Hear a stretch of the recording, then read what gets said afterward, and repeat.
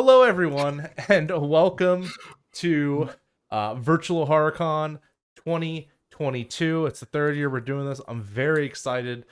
First time in front of the cameras this convention. You thought you got rid of me, but nope, I'm still here. And just to do a quick introduction, we are raising money this convention for Don't Be a Monster. If you buy a ticket, portion of it goes to charity. We got all the panels you can check out, but the actual plays will be on here on Gehenna Gaming, as well as Caring Comfort Studios.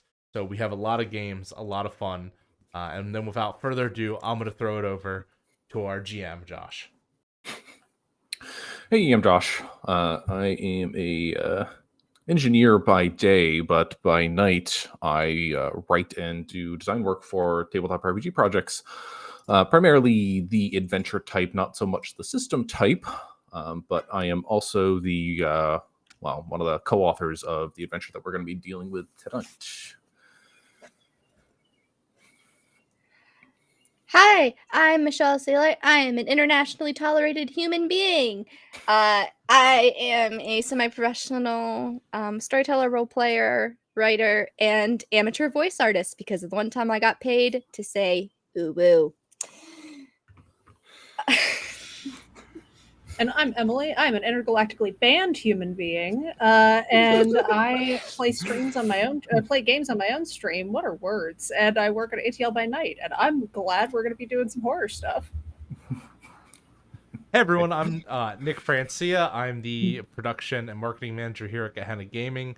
I'm very excited for this game. I specifically asked if I could be on this game, so I'm not an intergalactically banned human being, but I'm getting pretty close to it. So following up behind you, Emily, just a little bit. You'll get there. Don't worry. I can help. Eventually. I have a mentorship program.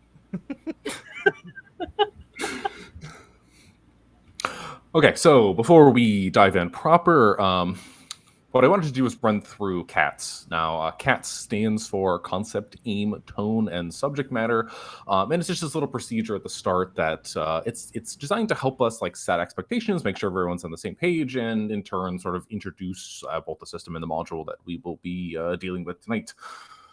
Now, for the concept, we'll be playing Liminal Horror. Liminal Horror is a system that was written by Goblin Archives that I wrote this module specifically for.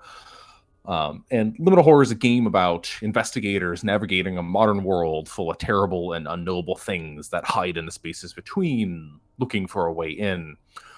Outside of outright death, these horrors can have tangible effects on the characters that we play, and those that survive are often forever changed by their experience with the beyond. Now, the system itself, it's pretty rules-lite, as we'll kind of demo today.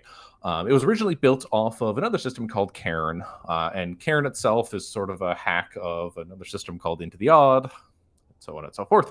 However, Liminal Horror has been modified to meet the intended tone of horror.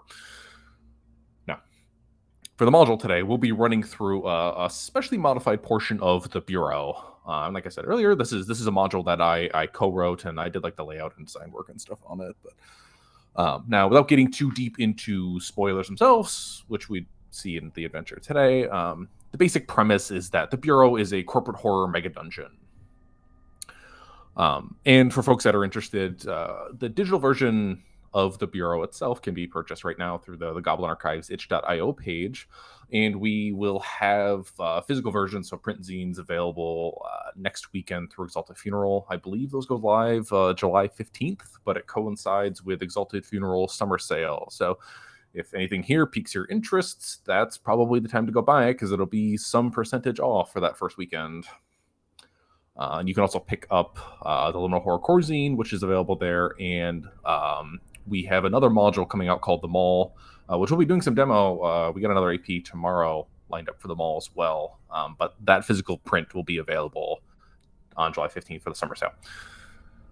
Now, aim.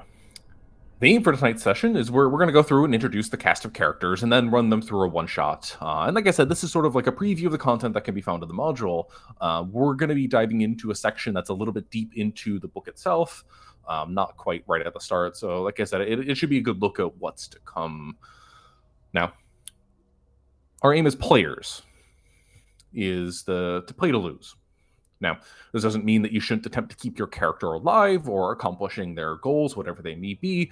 However, in the face of the unspeakable terrors that you may face, if death is inevitable, we should be embracing the horror and leaning towards the greater narrative, rather than trying to preserve your character for selfish reasons, I suppose.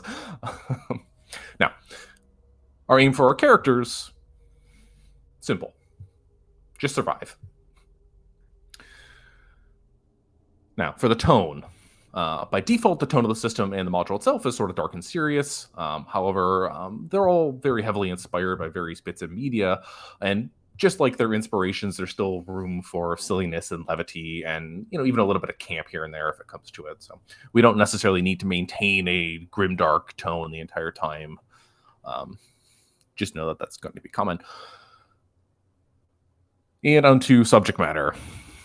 The Bureau, as a module, explicitly engages with oppressive governmental systems. The most common theme throughout is corruption in both a literal and figurative sense. But there are also going to be elements of gore, body horror, and helplessness.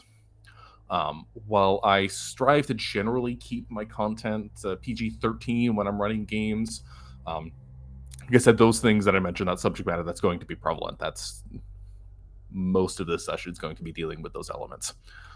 That being said, we do have a couple of safety tools in play. To start off, we have the open door policy. Now, the open door policy is basically just saying that players have the ability to leave the table at any point that they so deem. I know this is a stream game and we have us all on camera here, but whether that means a bio break, cooling down for a few minutes, or even ending play, that's totally fine. We'll make it work. We can kind of continue to push on if necessary. Now, we also are going to be using the X card in the event that something makes you uncomfortable in a manner that's unfun.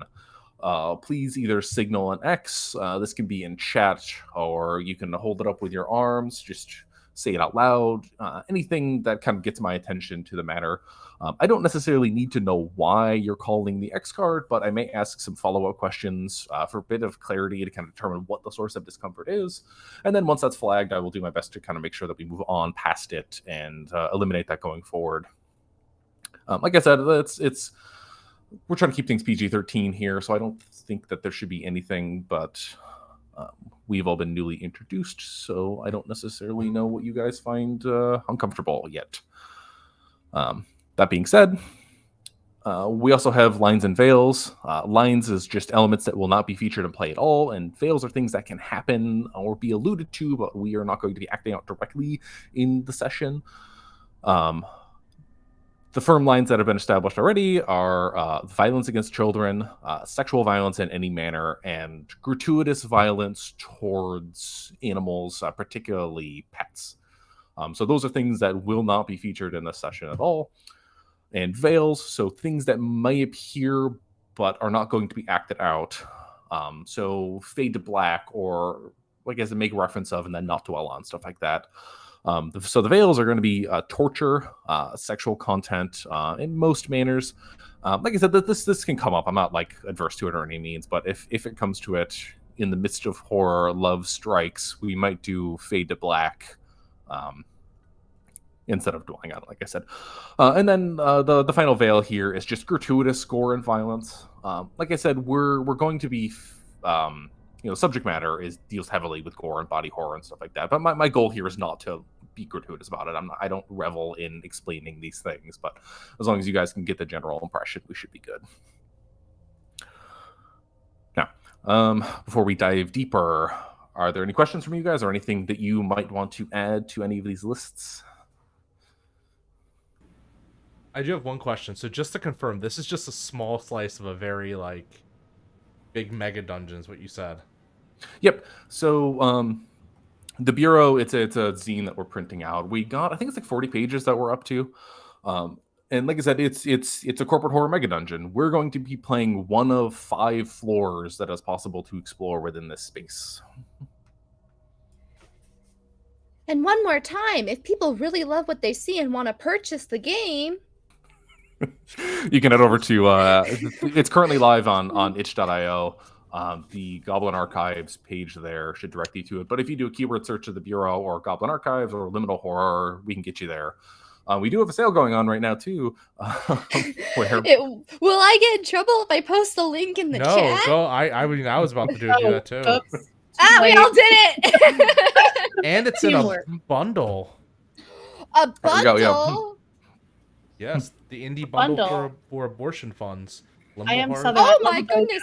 We can support people and get great tabletop games all at a price. You know, I might not be a corporate shill, but I might be playing one in this corporal horror game. I'm rewriting my character now. I'm now just going to be that one scene from Wayne's World of, I'm not a corporate shill. No, we're the marketing department that goes around filming the employee interviews.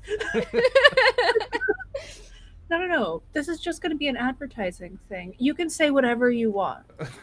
You just Okay, gotta sit there in the corner and just be like, don't worry, I'm getting B-roll. I'm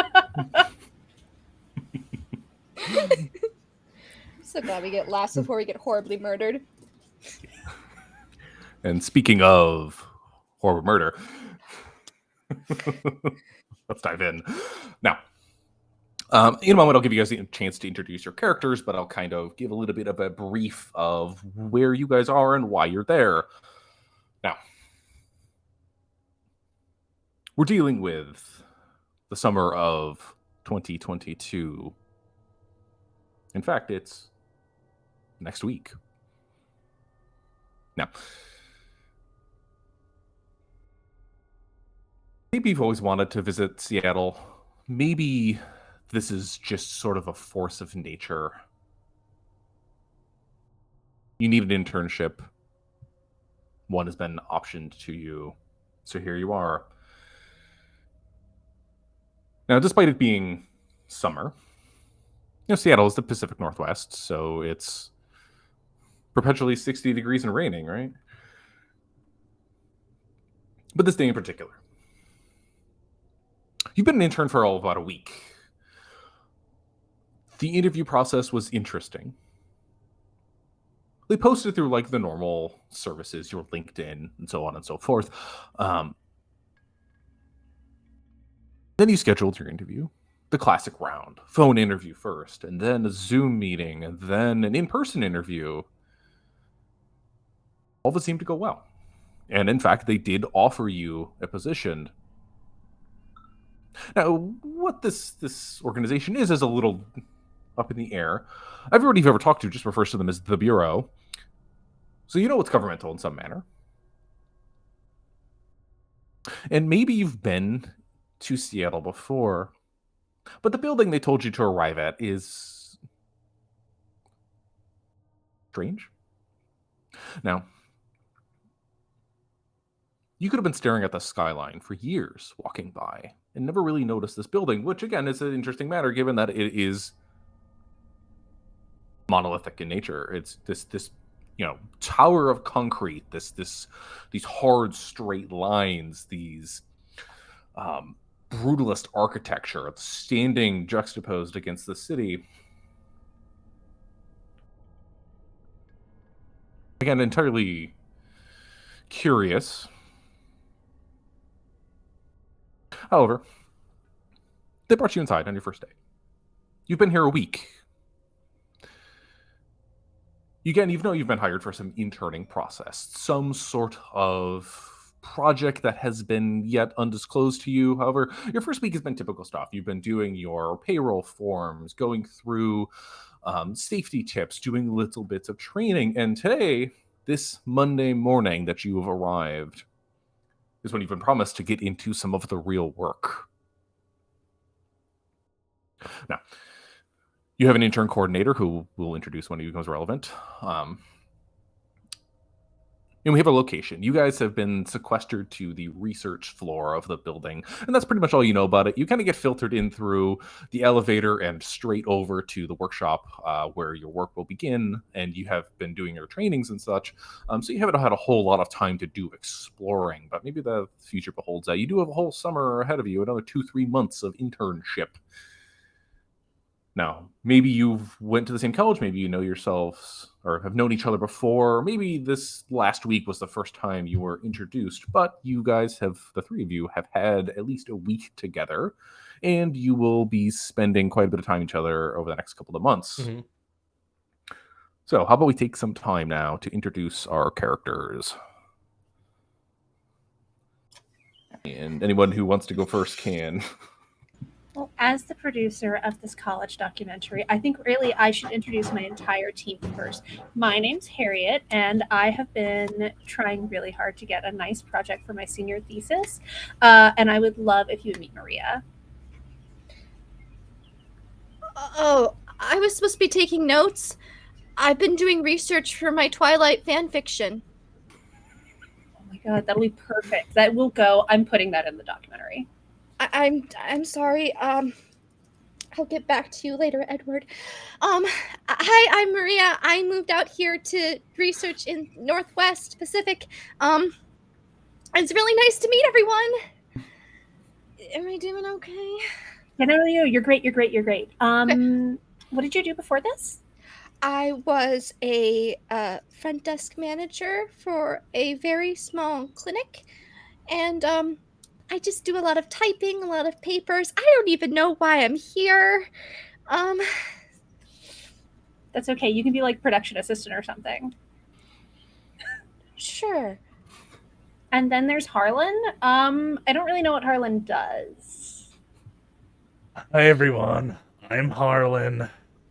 I'm the archival assistant just hired here at the Bureau, and I'm really excited to get a firm foot in the door so I could earn the years needed for my first junior position. So like research? I'm an archival scientist. I take care of old stuff. Oh, like a museum. Yeah, kind of like a museum, but a little less interesting. I get a toothbrush. It's pretty cool. You know what? I think you're right.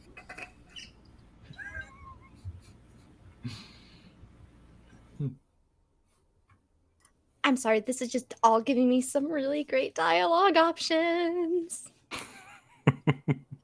Ooh. If you're gonna put me in it, can you make sure that I'm like 5'8"? I'm like not that tall in real life, but like. So 5'8" with or without heels? Ooh, without heels. That way I can be 6 foot in heels. Okay. And like all leg. So your chest will just be a second set of knees. Yeah, exactly. Okay. Like a Salvador Dali painting. I was thinking more Vogue. Okay.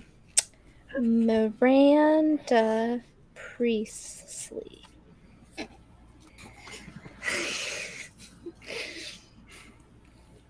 You know, she is iconic though. She is iconic. Like this entire metropolitan Seattle-based fan fiction is going to be amazing. I'm surprised no one has ever done a Seattle-based metropolitan fan fiction of Twilight before. Yeah, that sounds like a dangerous idea. I'm sure nothing bad would come of it, and people wouldn't get the wrong idea of a certain subsection. You know what? Never mind. It's fine. Yeah. No. But have any of you actually finished the internship packet? Because like that thing was so many pages, like the liability waivers. I'll be honest, I handed it to this kid named Ned to fill out for me. I spent 6 hours. And you do see Ned, also in the room you're in, which I'll describe in a moment, furiously scribbling away at 2 separate packets, about 3 tables away from where you guys currently are. I promised them that he could take me out for coffee if he did that.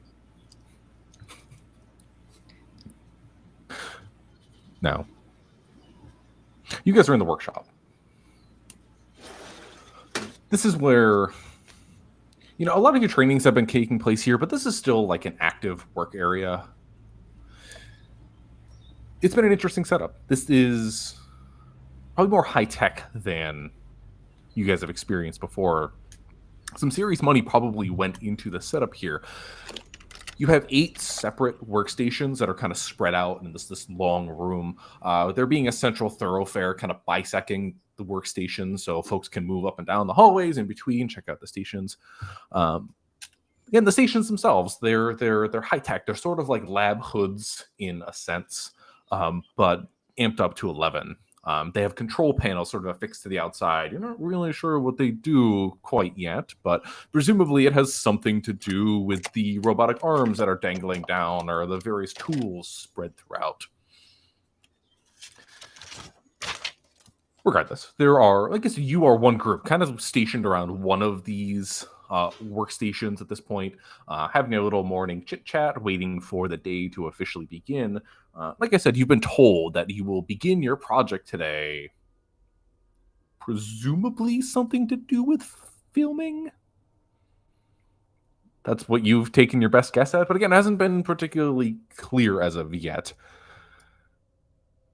And again, the others that you're kind of with, so like I said, you're at one table, and there's probably 2 or 3 others, other groups sitting around workstations of their own, having similar conversations. Again, Ned scribbling away at 2 sets of packets. Poor Ned. I wonder who's the second person who asked him for coffee. I think that maybe that's the other one's his. Oh no, Ned would have had that done within like the first 10 minutes. Oh, really? Is he like a nerd? He's like really smart. He says words that I don't understand, and I think I know a lot of words. Oh, wow. Right. You know what? I bet he'd be fun to interview. Harlan, can you like interview him about smart stuff? You want me to interview him? I mean, you want my voice to interview him? It's nice. I'll edit and you out. Don't worry. It's nice. It's pleasant. It's like coffee going through a coffee grinder. And what fancy words that you don't understand do you want me to use? Like education, vocabulary? I don't know, like see this thing where it says like fumigation, like something like that. Do you not know what fumigation is? I assume it has something to do with passing gas. How did you? No. Harlan just like sweeps past his greasy ass hair that he definitely has, and just like, oh, I at least have a college degree. I'm working on it. I'm on like, I changed like degrees a couple times, so I'm only like a super senior like twice. Here I thought my parents were disappointed at my liberal arts degree. Are your parents disappointed? You can do so much with it. I'm getting a communications degree. It is so useful. I'm looking at maybe like going to, I don't know, I think it's called WKUA, some like local news station. Harlan's gonna walk up to Ned and, hey bud, how's your coffee? And Ned's kind of like, again, 2 stacks of panel. He does a coffee. It's sort of, you can see it's been basically untouched, sitting on one of the workstations. It's probably piping hot 10 minutes ago, 20 minutes ago, still full, probably cold. So Ned is like scribbling on the packets there, hearing the voice, looks up and goes, fine. Then looks back down and I like look back silently at my 2 compatriots. I'll be setting up the camera so that I can get this. I've got the little like snapper thing of like. So and I just kind of like awkwardly continue. What are you working on? He looks up again. Just trying to help the other interns. Can I help you with something? Do you need your packet done too? Here, just put it down. No, I did my packet. Okay. I was just actually genuinely interested in what you were doing, but I mean, if you want to just dance around the subject, that's okay too. I get it. You know, you need your privacy.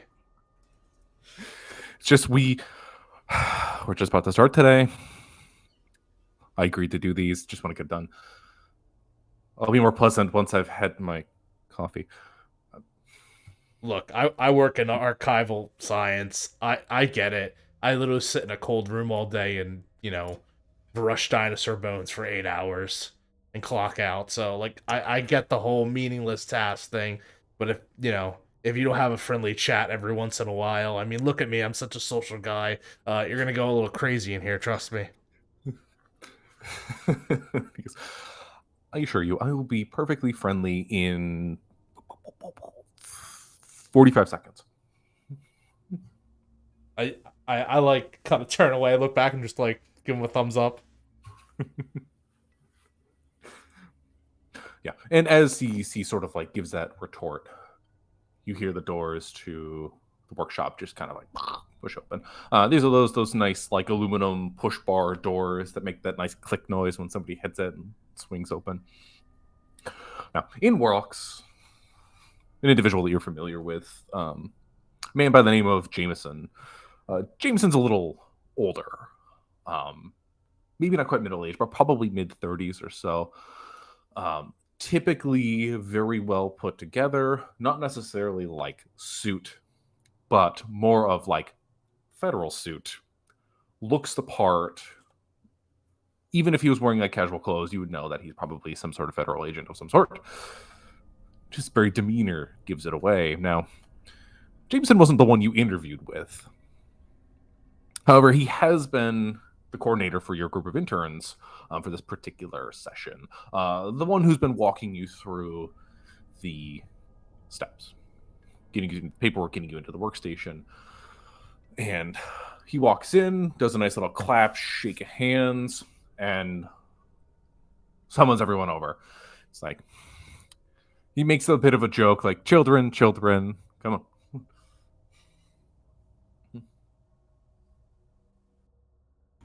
I'll start packing up the tripod again and start just just a second. Okay. And one of the things you notice, like I said, Jameson typically very put together. Looks like you got hit by a bus today. Not in like a literal sense, but like kind of like extreme hangover, if that was an aesthetic. Tie not quite tight up, shirt unpressed, like dark circles under his eyes. It like as if somebody drew like a Sharpie on his face. It's so like vigorous and noticeable. But he is doing his best to kind of put on the smile for the new hires. And as you slowly begin to sort of file around, he kind of again puts on the smile. The you can see his mouth move and his lips turn up, but the eyes are all dead.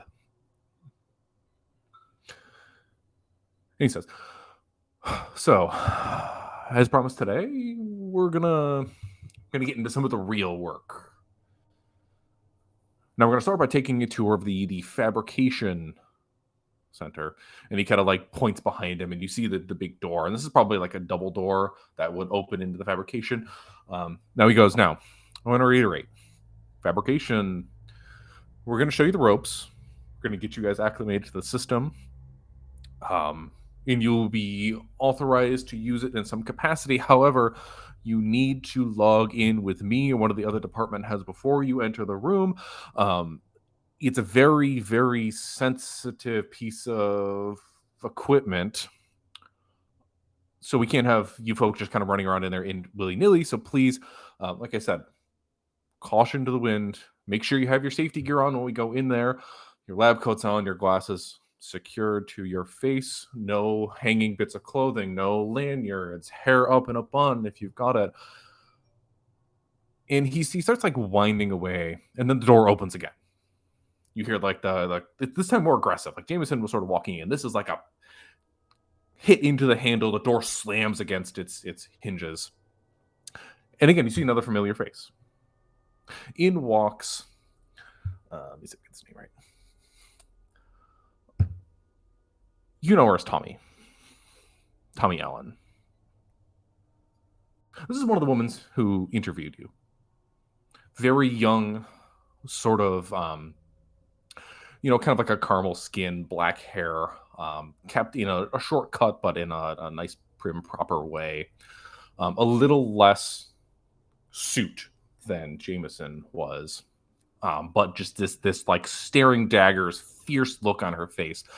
She storms right up to Jameson and goes, "We need to talk."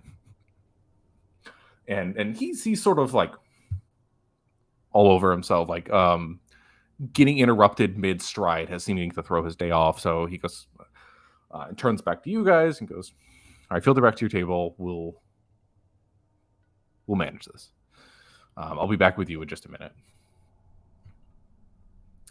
And you watch the two of them kind of like section off to a few tables away and begin having a very heated conversation.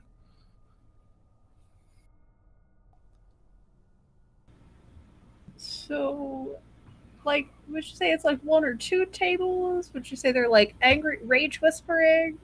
It's definitely rage whispering. At least, Tommy's rage whispering. Jameson is sort of just like stammering. So, I'm gonna try to be sneaky. It's probably gonna fail.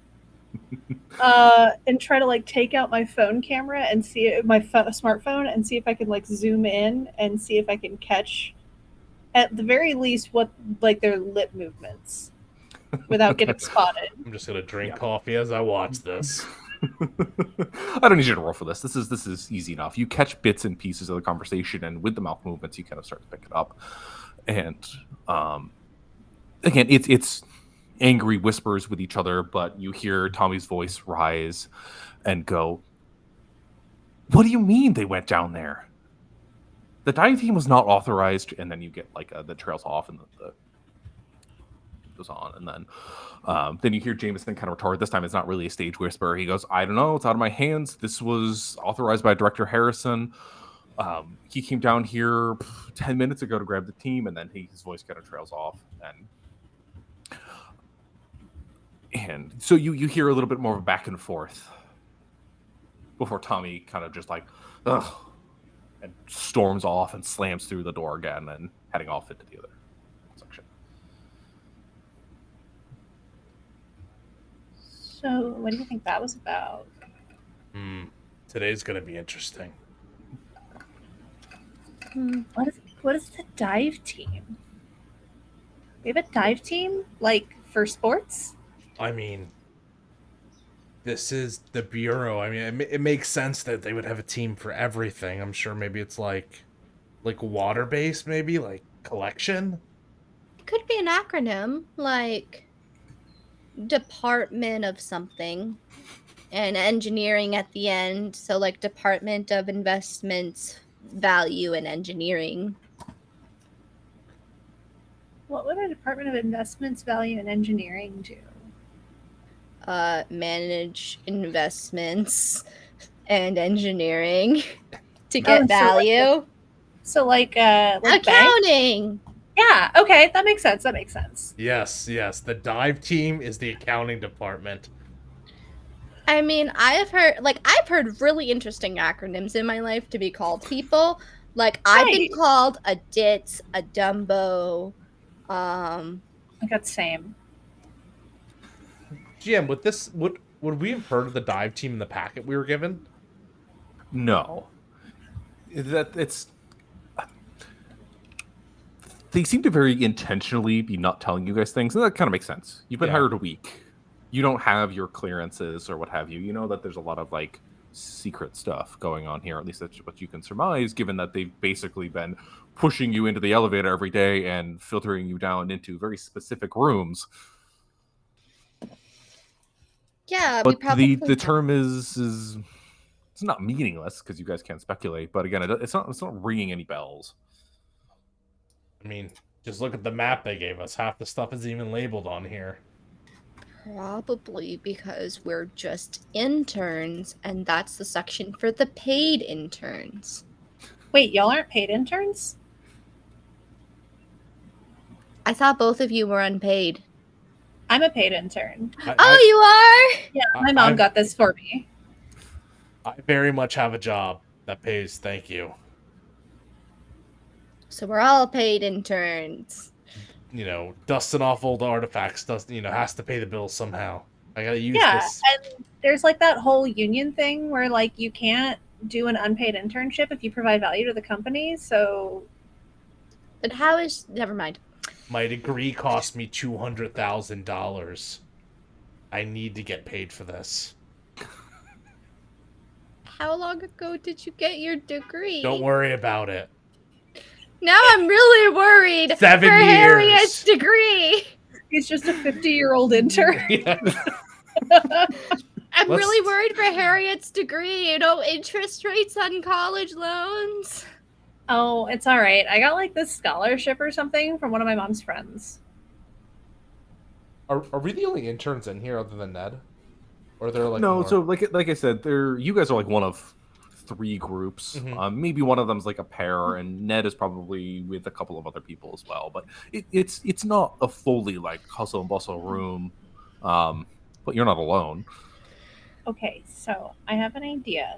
They told us we couldn't go out of this room, right? But what they didn't tell us was that our equipment couldn't go out of this room. What if, crazy idea, what if I get the camera on the tripod and we just sneak it around the door to see what's going on? As you're hatching this wonderful idea. And for reference, I don't know if Harriet would know this, but it's not like you guys are locked in here. We've been politely told not to leave. Well, yeah, you have full access to several facilities there. I mean, you come in through the lift every day that takes you past the garden, and that's a very beautiful sight. But then you're kind of sequestered, at least at some points in the day, to the intern offices directly adjacent to this workshop. You spend time at the workshop. There's also a nice break room where you can spend your 25-minute lunch. And then down the stairs is the bathroom. So we haven't even... Oh, I'm sorry. No, you go. I was going to say, so we haven't even entered fabrication yet. No. So that's the one building, or the one room you know of. But authorization is needed to access. And like I said, Jameson just kind of reiterated, like, this is the day you guys are getting shown the ropes for that room, which will theoretically lead into your work on whatever project that you're doing. That door's locked.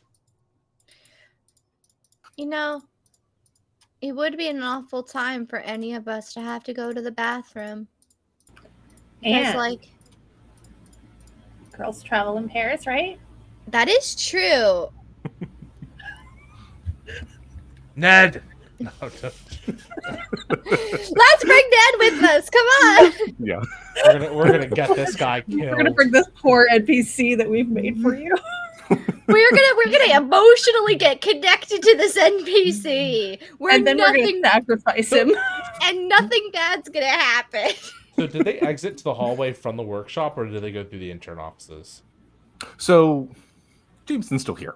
Okay. And maybe when you guys are probably wrapping up your conversation as he's wrapping up his conversation. And then that's where Tommy kind of like shoots out the door, and he's just like sitting there, head in hands, taking stock of that this is going to cause. And then you see him sort of shake his head. And he goes, "Oh, where was I?" And he sort of like saunters on over back into the middle of the room. And you see him sort of like get ready to say something again. And then he freezes. You see him kind of like mouth slightly agape. Just hanging out in that center causeway. Maybe even mid-stride, like his legs are kind of like split apart as he was walking. Oh, it's one of those days. I've been there too. Do the hello. Hey, you were telling us something? Yeah, and as you get closer, you see his lips kind of shifting ever so slightly. His eyes still kind of staring off into space. You don't really hear noises coming out, but he's sort of like not even quite mumbling, but mouthing very faintly. Okay, let's get him some coffee. Come on. She's actually just gonna take Ned's almost full cup. I want to lean closer and see if I can hear what he's saying. Yeah, I was gonna say that. Can we both do that? Just like Let's start the bad decisions early. As you get in, how close do you get to him? I would say until I start hearing words. I will keep getting like my ear closer and closer to his face until I start hearing words. And it's barely a whisper, but you hear the lines. And the dream. All of us were in boxes and staring at each other and looking upon ourselves as if we were playthings. And it's this faint like mumble, but it seems coherent enough. He's not slurring the words. But we were not ourselves. Others were in our skin, controlling our actions, miming our words.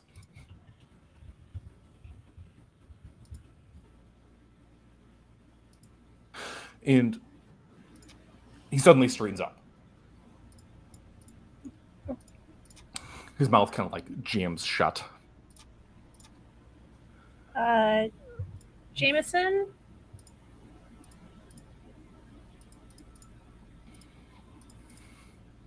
You see Hello? him like twitch in this sort of like unnatural way. And his body starts tremoring slightly.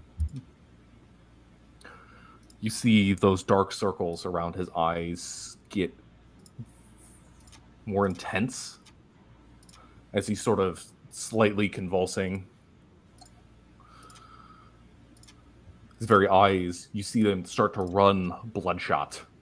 I'm gonna start backing away. Yeah, so, probably like directly into a table or something. we need a doctor.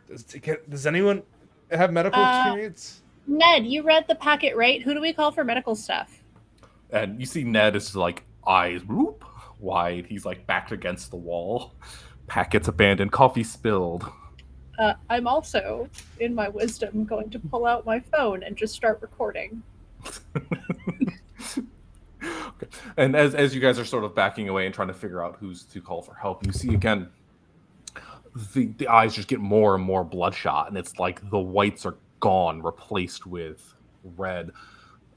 This liquid just starting to eke out of the corner of his eyes and slowly dripping down with this black ichor-like substance, almost as if it was tears starting to stream down his face. And you see him. Maria's got the cup of coffee in her hand now, and she's gonna come over and just go, "Oh, don't worry, my mascara runs when I cry too." No, Maria. Maria, I think you should probably back away from him. I think this is Ebola. I think we should call 911. I'm gonna take out my smartphone and try to dial 911. Assuming we're in the States. We're in Seattle. Oh yeah, we're in Seattle. You take out your phone again. You go boop boop boop. Easy enough. You hit the send button, and all you hear is the busy signal coming from beyond your phone. They cut the line. The cops, utterly useless as always. And just the feds. As you continue to watch, more of this liquid is just like streaming out of his eyes. Again, he's starting to like convulse and more like direct jerky actions. I read this in a fan fiction once. Find a bench, lay him down, elevate his feet now. He's still like actually standing with his feet on the ground, right? Like this. He's not like floating or anything. No. Count of no. three. Find a bench. Does he look like he's like melting or something? Or Yeah. So as you continue to stare at the scene, talking about grabbing a bench and laying him down, on our smartphones. you see his feet, his legs, his body slowly start to rise, and he sort of jerks back in a more pronounced fashion. Arms sort of splayed out to his sides, rising 2-3 feet off the ground.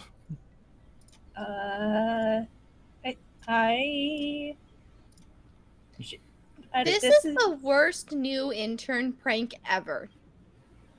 I don't think this is and I'm like backing up to the intern office. People don't levitate. Is Maria still standing close enough that she could hand him a coffee, essentially? Yeah. Maria, feel for flowers behind his back.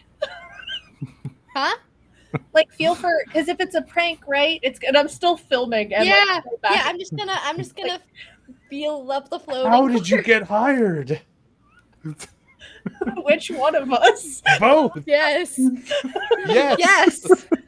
As I said, my mom got me this position. And I can type 60 words a minute. Okay. So I again, am he's floating up. I am gonna feel for like anything, like a wire system, planks, one of those poles you put in your sleeve, like the, Oh my God, like the yes. tourist. Like the street magicians. Yes. As you're kind of searching around. Again, he's sort of splayed up. His back is like arched slightly, arms out to the side. That's when you hear this sickening crack. Oh, I might As have he broken it.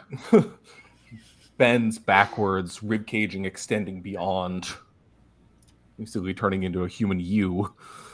Maria? I don't Come back here. What? I can fix this. I just need to. I can fix him. I can fix him. I don't think Jameson is David Blaine. You should probably back away. Fine. But like, I'm just gonna like. Is he wearing a key card? Like his ID on his belt? I'm just gonna grab that on the way. We're just gonna rob him before he he's dies. floating, roughly I think it's midway before. between the ceiling now. If he had a key card, it'd be a little hard to grab. Presumably he does to have gotten down here. However, again, the body, you hear it, that first crack, and then there's like follow-ups that are a little bit smaller in terms of the noise that they generate. But that black is just dripping down from his face. It seems to have coated down part of the body, and his arms are kind of bent backwards now.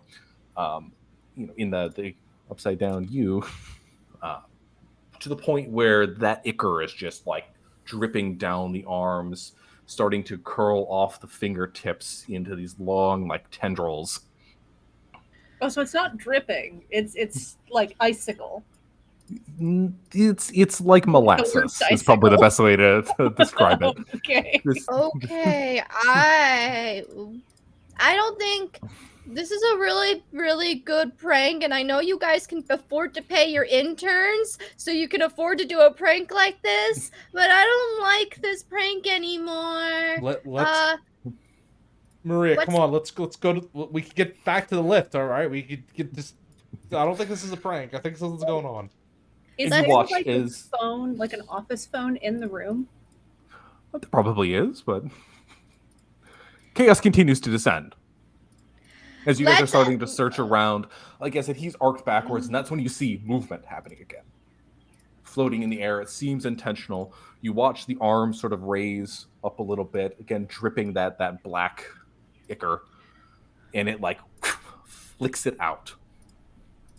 Tendrils dripping from finger, connecting to those two interns that are kind of sitting basically right underneath him. Not Ned's group. You turn to see... safe. Protect Ned at all Protect costs. Ned. Even if we die, protect Ned. You turn to look at Ned's group. Ned's still there, pushed against a wall. The other two members, gone. Like, out the door. You hear the door click on the way out, but you guys continue to stare. Again, those tendrils reached out from what once was Jameson onto the remaining two interns outside of you guys and Ned. and it like contacts their skin, and you see them freak out, and it's just like dripping onto them. They're trying to pull it away. It's just getting on their hands, and they too snap to attention. Oh, After a no, moment. definitely. Yeah. We need to go. This is Yeah, a goal. no. I grabbed Ned. I'm like, come. Ned! And Marie's still got the coffee. I got coffee, let's go! I got the strength. I'm picking them up if I have to. I'm filming all of this so that we can make sure that it gets properly talked about later. If we survive. However, I need all of you to make our first rolls for the night. Uh-oh. Now, what we're going to do is a control save across the board. Characters in the Liminal Horror, they have 3 primary stats: strength, dexterity, and control. Strength being the physical nature of things, lifting, pushing, so on. Dexterity being, agility and fine dexterous movement. And control being, it's sort of like your willpower, charisma, but it's also like your ability to deal with weird things. So Liminal Horror is a D20 roll under a system.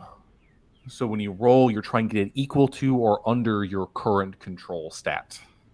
Okay. It's good that was my best stat. That's my best stat! I rolled a 15 on that one. Is that pass? I rolled a 20. Oh. I rolled a 1. Okay, 1s are good. 20s are bad. This die I normally put in dice jail, so that's why it's rolling tonight. This die has been treating me badly the last 3 times I've used it. So clearly, it's the spirit of the die, and I have to appease a die god somewhere. You need to, buy more dice. Shh, don't encourage me. I will encourage you. I don't need even the slightest provocation. All right, so Maria succeeded. Harriet failed. How about Harlan? Got a 7. And my control What's your is 11. 11. Okay, so it's passed. Yep. Okay, so Harriet is the only one who sort of perturbed by this. So you're seeing this horrific thing, and the two of you, you're able to kind of move past it and move on. Harriet, on the other hand, is affected by it. Now, Liminal Horror has a stress system. The way that this works is it is very similar to how damage works. You can have physical damage in the system, being hit with a baseball bat, being shot with a gun, an alien creature reaching out and grabbing you. But you can also take stress damage. This is.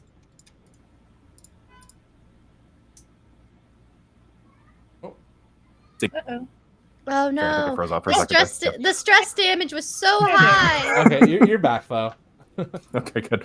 Now, stress is the effect of these horrors that they have on you. I mean, it's literally it's stressing you out. Now, character is your hit protection. Hit protection is sort of the loose term for your ability to avoid serious harm. So it's a combination of kind of like armor class, if you want to think about that, and traditional hit points in a certain manner. But again, this is your ability to avoid, like I said, taking serious harm. Typically, damage affects it. If you get hit, if the damage rolls under your hit protection, you dodged out of the way. You just get a little less lucky next time. Stress can also affect your hit protection. Now, in the case of Harriet, you take, say, 2 points of stress. Subtract from your hit protection. Subtract, making it lower or higher? Lower. So you start with your whatever you started with, your default. That is, I started at 2. Yeah. Oh, so you're down to 0? Yes. That prompts the next thing. So hit protection is pretty easy to recover.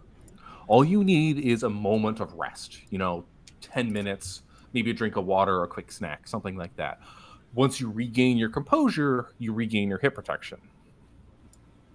Now, what also happens, if you take damage, physical or stress, that exceeds your hit protection, So once it goes past 0, that remaining damage will target one of your stats.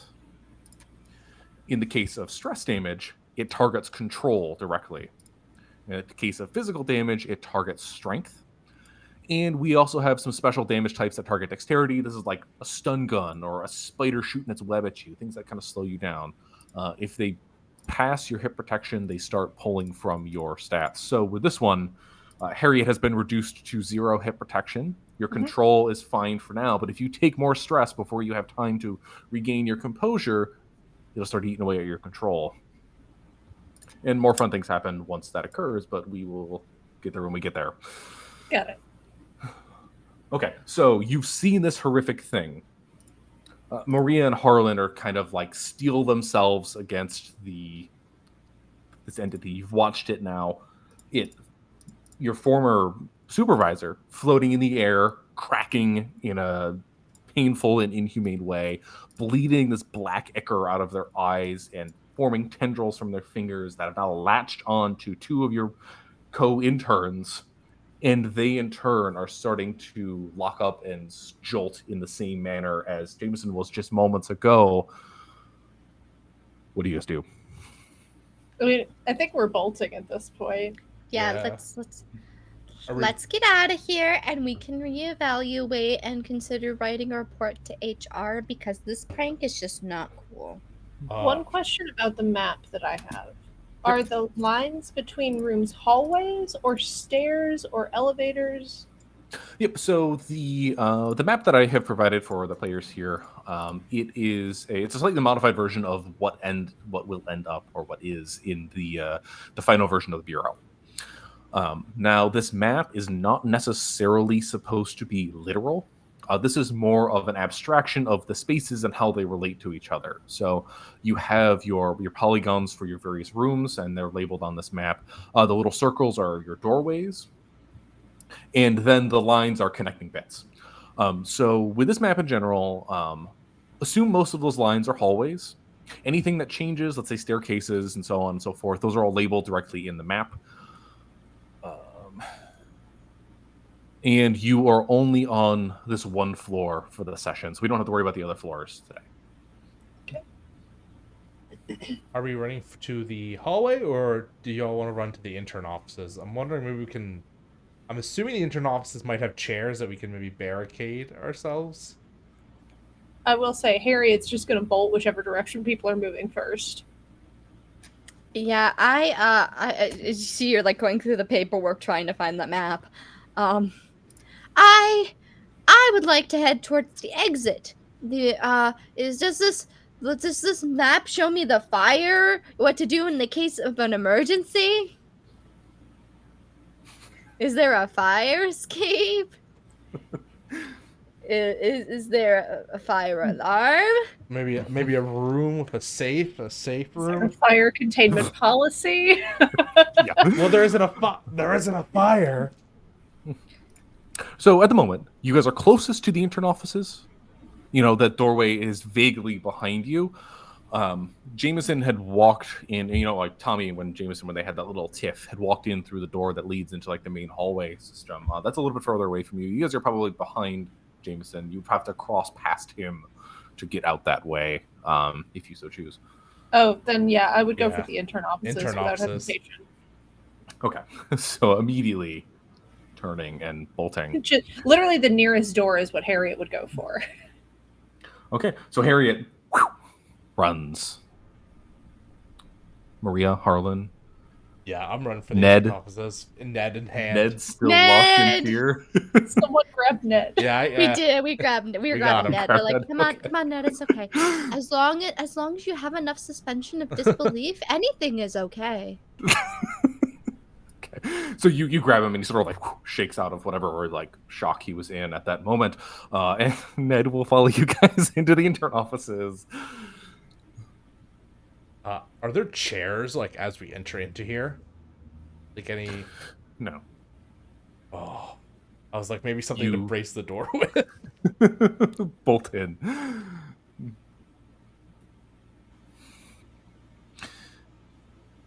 This is a familiar room to you. You guys have spent time here. This is probably where you did your initial trainings. Like the online-based ones where you just click, click, click, and your way through. But a few things happen. As you cross through the threshold, you see a set of emergency lights go off. Just start flashing. And this calm voice cuts over the building's intercom. And it says, Director Lockdown has been initiated. Please reach your nearest safe room and wait for word from your department head about the steps to take next. I repeat, Director Lockdown has been enacted. Please reach the nearest safe room. Did anyone look at the map and figure out where the nearest safe room is? Because I know I didn't. I think if we go up or down the stairs and then we take a right and then a right and then a right, we should be there. I think that gets us back here. And you see that she's looking at the little map from her packet because she actually also did her packet, but all the eyes have little hearts over them. Harlan slowly rises from the bottom of a frame to look over. It's by the garden! Right here! Oh, he's like yeah. pointing. Yeah, Okay. right there. I knew where it was.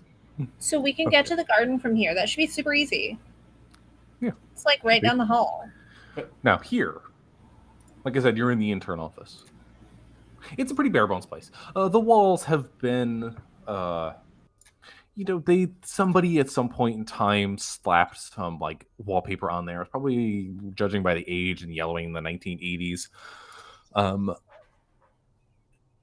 Most of this floor is pretty common with the brutalism theme, the concrete, the glass, and wood furnishes. This room was at least tried to have been tidied up at one point. There's a couple of vending machines that are kind of tucked into the corner. A bunch of secondhand furniture spread throughout. A couple of desks. Again, this is probably where you guys, like I said, did your opening, paperwork and trainings. Paper scattered everywhere. Just like piles of it. If somebody dumped a ream of it over, somebody was probably working on stuff in here today. However, at the desks, you see another batch of interns. Probably recognize them. All four of them face down on their desks. Do they have, other than just being face down, is there any defining feature of them?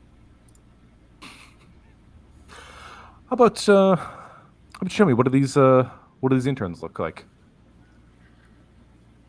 So, because what I was visualizing was that they might have these pools of black underneath their faces where they're head down on the desk and then just little growing pools of black ichor.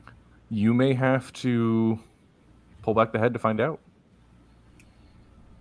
Wait, I remember this part. We need to put on our safety goggles. Of course. And the safety gear. Put the gloves And on. I will put on my safety goggles and my lab coat as though that will do anything. And then I'm going to be like, all right. And I'm going to very try, like when you're trying to pick up a dirty dish that's got food on it, just like that pinching, like try to pinch like a bit of their hair or something to pull their head back. Okay. So what does this intern look like? The one that you're currently pulling their hair back. Like, what did they look like before whatever's happening? Oh, sure, yeah. So maybe Harriet would know who this is. I would say someone with long hair, because it's easier to pull back long hair the way that I'm doing it. Who's got like freckles, wears these has a nose ring that they have in, and they've got like some coppery colored skin, have like curly hair. Okay. So as you reach and grab the curly hair to pull the head up. As gingerly as possible. As gingerly as possible. You begin to raise it off the desk. And you find yourself staring into open, completely bloodshot eyes. Again, as you were expecting black ichor kind of like dripping out. It's not in like such a quantity that it's causing pools on the table, but it's you can see like maybe one tear coming out of each eye of that blackness. Priya? Nope, not Priya, not Priya. Okay, we should go. Wait. We should go. They've got the same thing Jameson did. It's Ebola. That's highly contagious, and like I'm not vaccinated. I was told not to eat the pulled pork here, so maybe it's the pulled pork. I don't know. I had it yesterday and I was fine except for some gas. That's hell of a pulled pork. I say, kind of like looking at the black ichor closely. Do we have like any sort of like test tubes that we can cap or anything like that, like sample tubes? That's a good question. Do any of you have anything remotely like that currently in your inventory? So I have a micro spatula, and I know that's usually for picking stuff and scraping stuff. I wanted to see if I can get a sample of it, but I want to make sure I can hold it somewhere. Okay. You're the only science member. I know. Yeah. So the way that we, or at least I, try and resolve these type of things as a mechanic called a luck roll.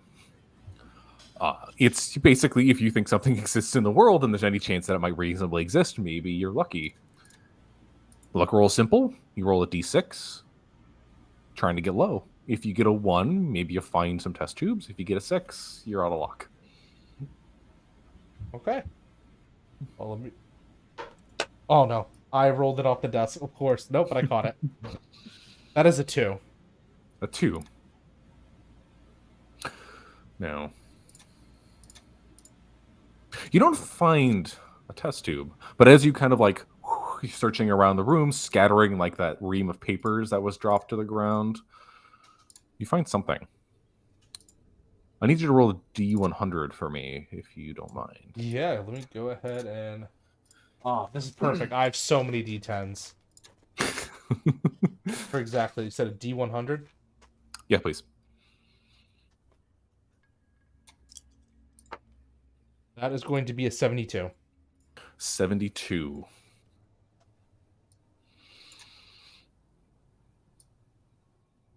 Find. Looks like a number 2 pencil. Just like in the middle of this batch of papers on the ground. Seems reasonably sharp. I'm going to put number 2 pencil question mark on my sheet.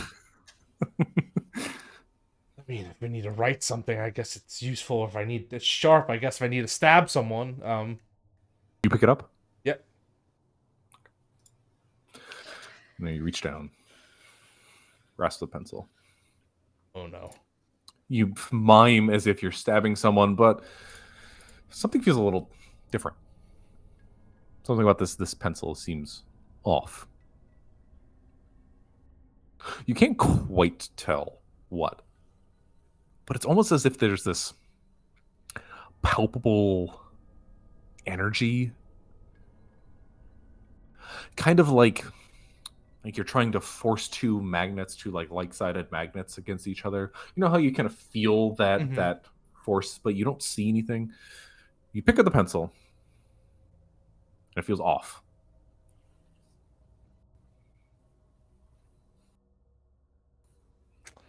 Something's wrong with this pencil here. Something's wrong with everything here. What could be wrong with the pencil, Harlan? It just feels weird. I don't know how to tell you. It's like... Okay, we just saw Jameson have like some sort of weird Ebola seizure. Like everything's a little weird right now. I think that's just trauma. That's not how Ebola works, but...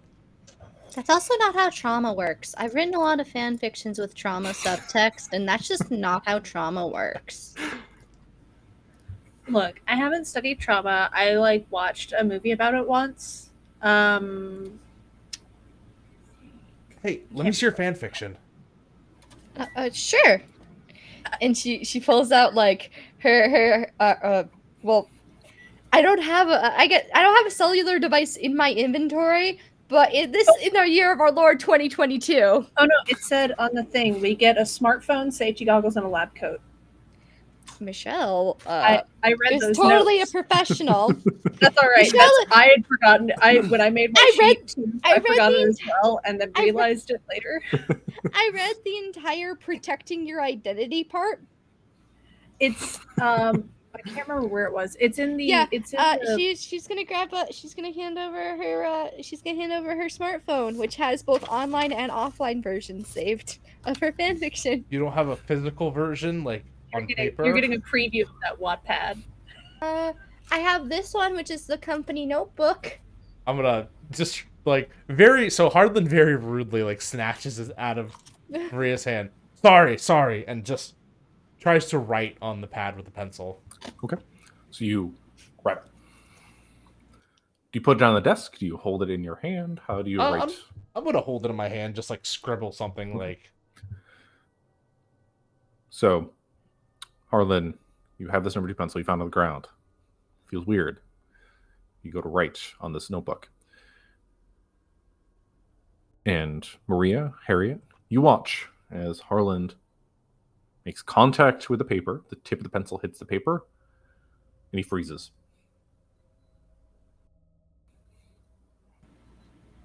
Harlan, hey. Harlan, wake up! I don't like this. Harlan, wake up! I'm gonna try and shake him, like physically shake him by the shoulder. You try and push him. He doesn't even move. Like, the body doesn't even shift. It's like you're pushing a rock, essentially. It still feels like flesh. Like I say, he's not literally a rock, but that body, it doesn't even flinch at your movement. Okay, so his eyes aren't turning bloodshot, so we've got that going for us. So Nope. This is not Ebola. Now, Everyone else. Harlan, you can still think. Your thoughts are still coherent. Your body, you just feel frozen. As if you can kind of feel again that the energy feels like it's moving, like electricity through a wire from you through the pencil to the paper. How's the internal monologue going? Oh God, what has happened? I shouldn't have done this. Oh my God, I can't believe out of the 3 of us, I'm gonna be the first one to die. Do you try and resist, or do you just continue to wallow in freaking out? I'm gonna try to resist. Yeah, sorry, I didn't know that was an option. I'm gonna try to like pull the pencil off the. I need you to make a control save for me, please. Oh, So again, you're rolling d20 equal to or under your current control stat. right. Let's see. Got an 11. That should be. Ooh, that is a 1. Okay, perfect. So you harness your mental energy, and after just a few moments, you see again. You can still see out of your eyes. It's not like you're blocked. You've seen, Maria and Harriet kind of like waving. You're able to wrench yourself free and just sort of like come back to life as you remove the pencil from its pad. Oh, hey, Harlan. Oh my God. You were super weird there for a second. I was frozen. I couldn't move. Are you sure this isn't trauma, Maria? Because like, I I've don't heard know. of people- And she grabs her fan fiction. there's like I fight, don't flight, know. or freeze, right? No. I'm just. And Maria's just gonna take the pencil. It's Don't- just a pencil. Don't touch it. Don't put it down. What do you mean? It's just a pencil. It's not just a pencil. So It's Maria just grabs a it. pencil. Yeah. Okay. It's Again, just a pencil.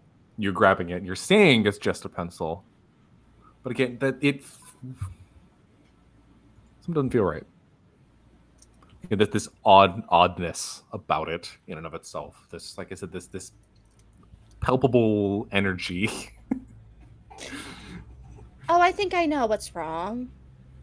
This is a generic pencil, and we use only high quality pencils in this house. I'm just gonna throw it. We're only using high quality pencils in this household. Maria, you can't. Oh, you hit. I actually hit my fiance. I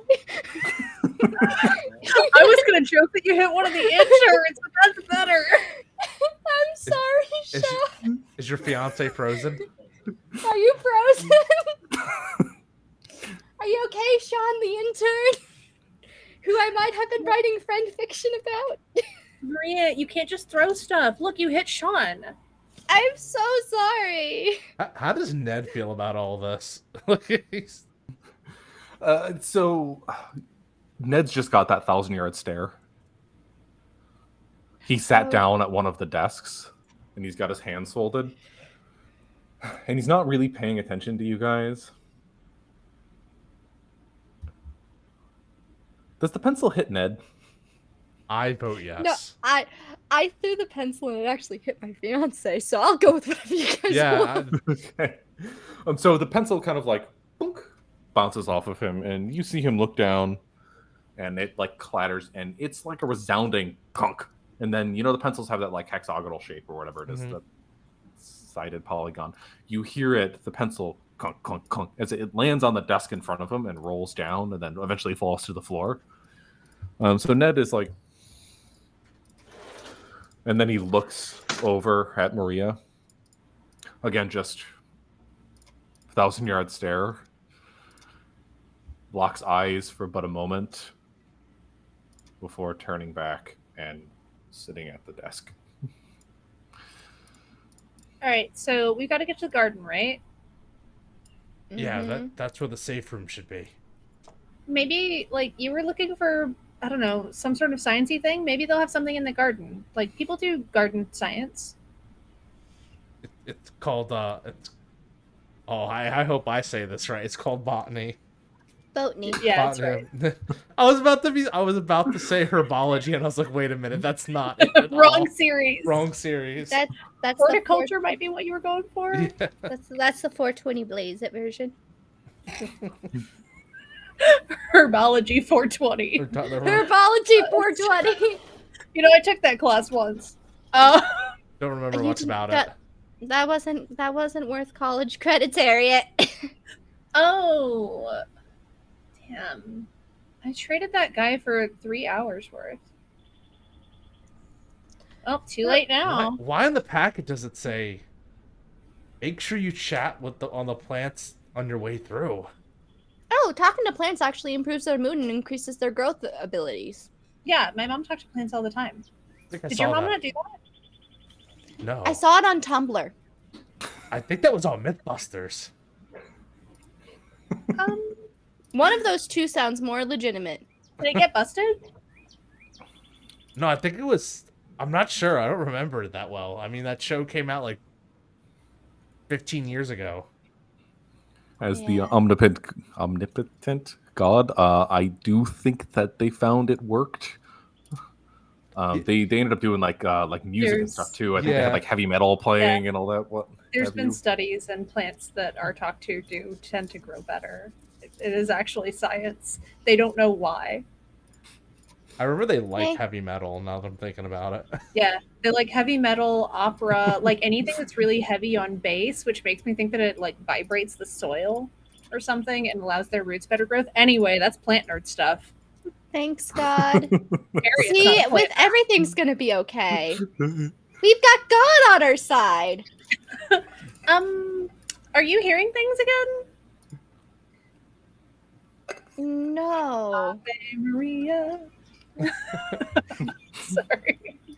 I'm gonna look out the. Does the door have one of those like windows on it, like the little like peek-throughs? This is the intern office. No, this is like a wooden door. Oh damn. Okay. It's like the break room in retail. Yeah.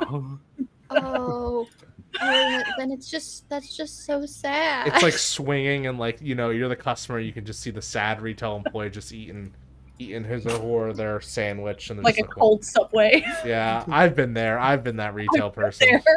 I've been there. A yogurt and granola lunch. Me stuffing my face with the Devour frozen meals at the back room of Target. Okay, I'm getting too specific. Let's go. Man, paying for that college degree. Okay. I love how we're so- just talking about the good old days while we're going to go to the garden to talk I to was going the to say, can we assume Yes. we're having this conversation while we're moving to the Yeah. garden? Because as much fun as it'd be to die in the intern offices. We're like millennials. All we do is reminisce about the old days. I am a The old millennial. days I am a of millennial, college. The old days. So, yeah, 2014, Mythic 2014. plants are right, just midsection. plants are just really nice when you give them a chance. I mean, they're kind of sticky and like covered in dirt, but yeah, they look pretty. Yeah, just a brisk walk. This, it's a single room. How big can this garden be? You guys have been through it. and Okay. It's big. It is big. Oh, it's like So jungle. yeah. It's like somebody took a park and put it in a building, and you're honestly not quite sure of the logistics around it. But they tend to, again, they want you to kind of like, when you get in, you go down the elevator, you're kind of ushered off into your room. So you've been in the garden, you've seen it, you've walked around a little bit, but it's not like you've explored it. I really like the garden. It's calm and peaceful and smells like plants. Are there bungee cords somewhere in the garden? There might be. Okay. Do you want me to do a luck roll for that? Well, you guys aren't in the garden yet. Oh, We're, okay. Maybe you'll find a We were- pencil. But so you, I have an idea. Not a good is- one, but it is an idea. is it safe to assume you're leaving the intern offices now? Oh yeah. Yes. Come on, Ned. Okay. We all need an accountability buddy, and it's awful to go in threes. You grab Ned because he's Yeah. just sitting at that We're desk. Okay. grabbing Ned. As you Come on, shake him Ned, again, we're he going- does the little like jump. We're and then- We're following procedure according to page 13B of your packet. Please make your way to the safe room. 13B, 13B. Yep. And then he gets up.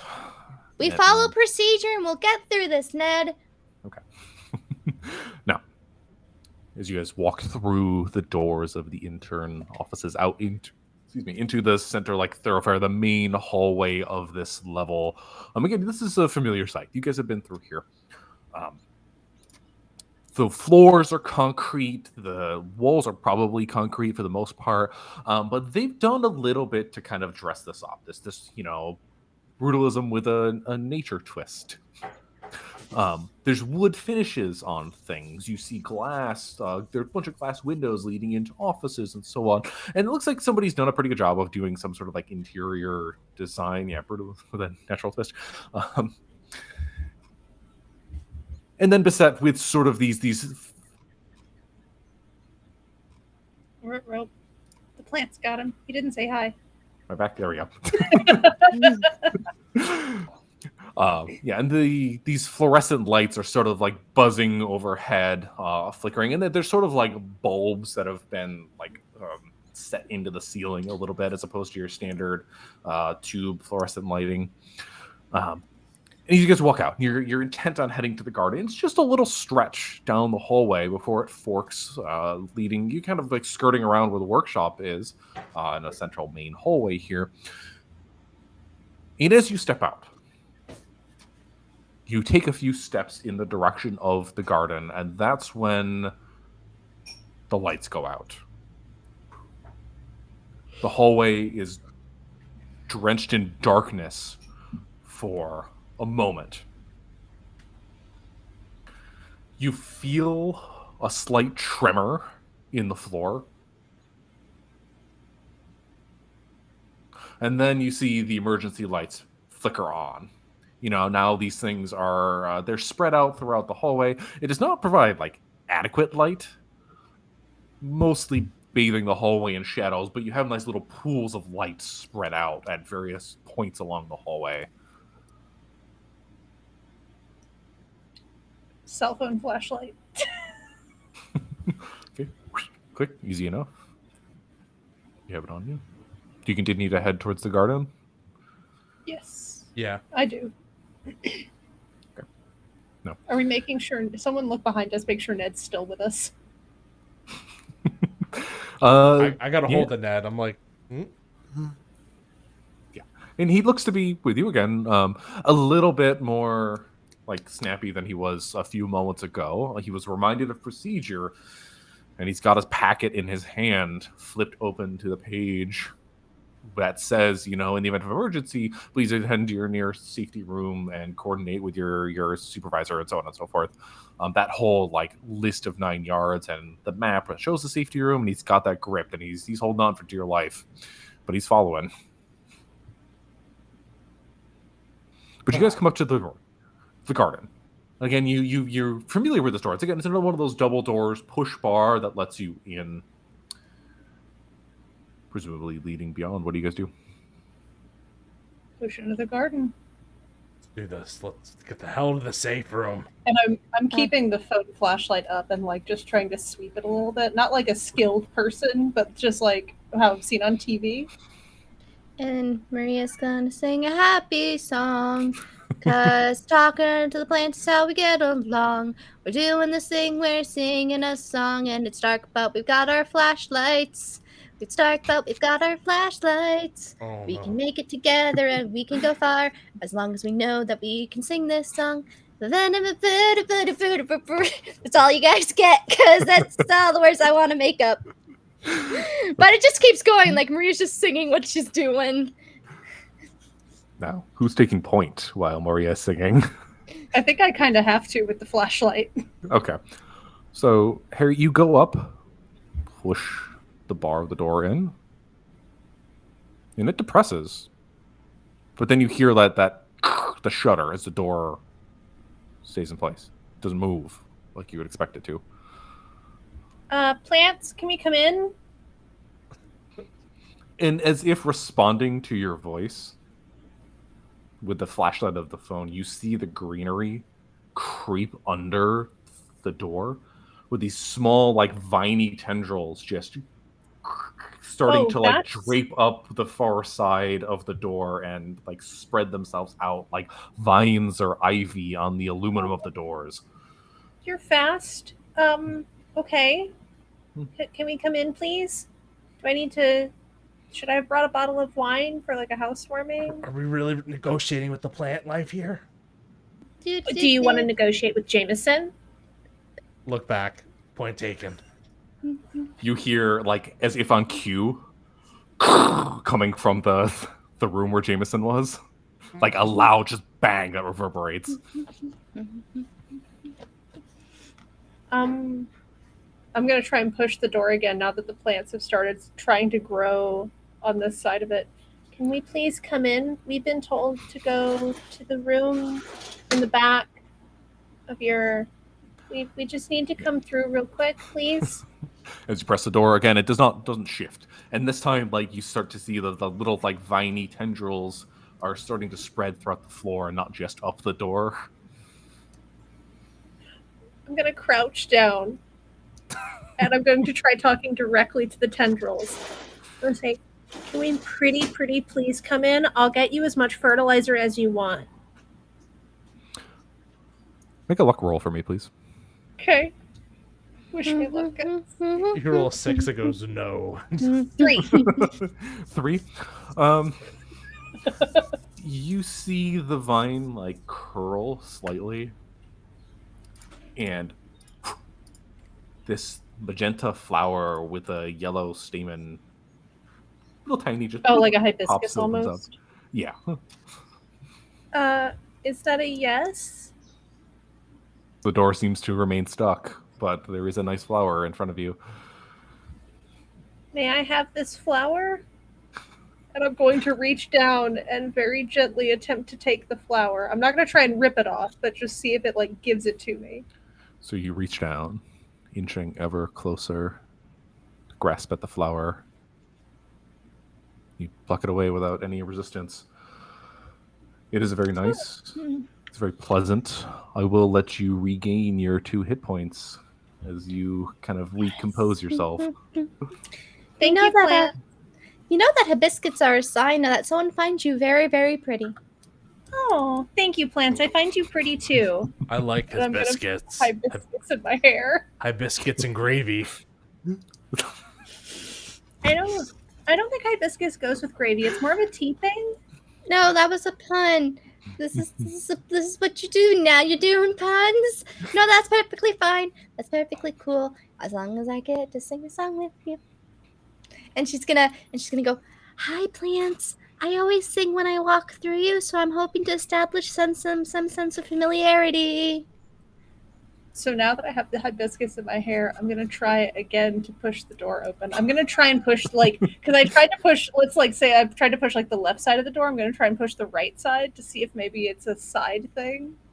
Apparently, it seems to make no difference to you. I mean, you're just kind of like pushing the bar in, right? You're not like pushing it.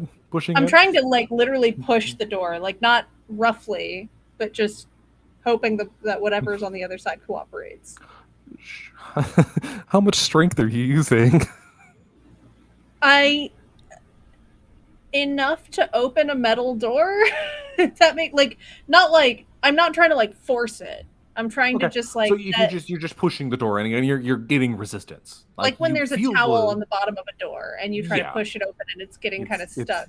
It's like somebody's laying against the door, pushing into it. Again, Don't you like feel that it's not it's not locked by any means. You're certainly able to push the handle and you feel the door shifting a little bit. You're just not really able to push it open with a moderate amount of force. Oh, hey, it's moving. Maybe if we all work together and are really nice to the plants, maybe they'll help us or let us in, because they're growing really fast. I don't think I've ever seen a plant grow that fast. There is Maria, let me see that map real quick. Okay. Harriet, shine a light over here. Yeah.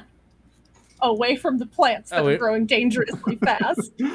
Yeah, you see this? It says 7i. It looks like if we go around through there, we can get to the garden. Maybe that door's not locked. I mean, okay, I guess. I mean, I could probably get through this door, but I don't know. Something about me doesn't want to anger these plants. Oh, but these plants are so cute. Hey, and she's gonna peek in through the window. Harlan, you haven't said hi to the plants yet, and Ned. Hi, plants. Can we please come in? You see the continued creep, and now it's like you guys are standing there. You can kind of feel the tickle of vines around your feet. Not like wrapped around yet, but they've started to sneak out again. It's starting the surface of the door has been mostly coated at this point with it's like a creeper, like a vine, something like you'd see on old houses. I guess we should probably go around. Bye, plants. It was nice to meet you and see you again. And she's gonna pet the plant gently. Just pet. Thank you for the flower plants. Yeah. And as you pet the plant, there's like a little wisp that wraps itself around your finger. Oh, it likes you. Yeah, it likes you for dinner. Hey, there's only 17 types of carnivorous plants in there.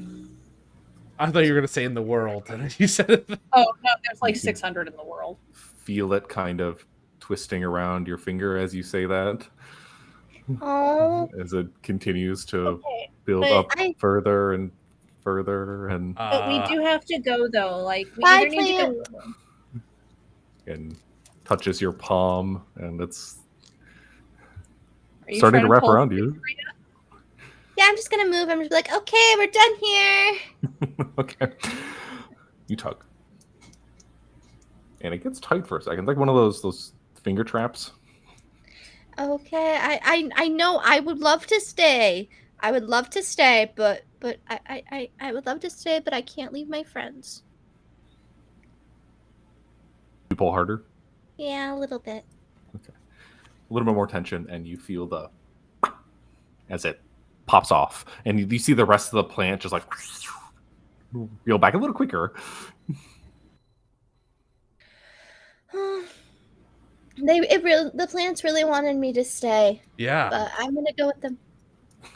I mean, we've got to go through there the other way, I guess. I don't know what's happening with this door. They're probably if the plants can in fact hear us, they probably heard what's going on over there, and she points to the intern room, and they're sorry, go ahead. They're scared. Yeah, no, that makes sense. And they're like blocking it off so that they don't catch Ebola. Can plants catch Ebola? Let me ask Google.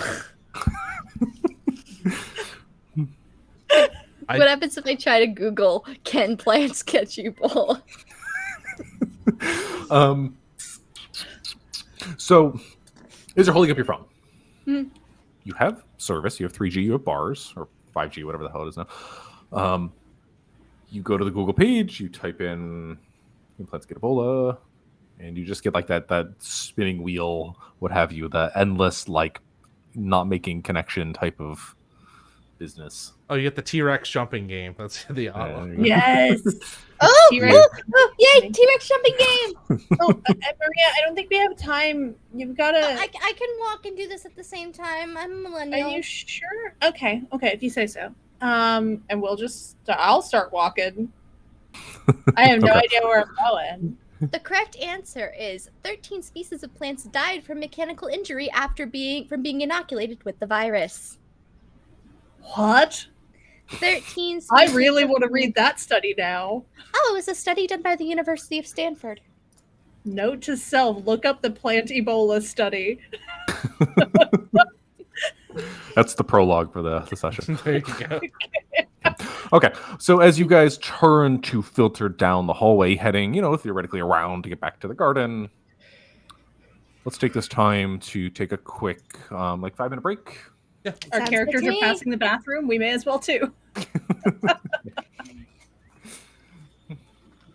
That sounds good to me.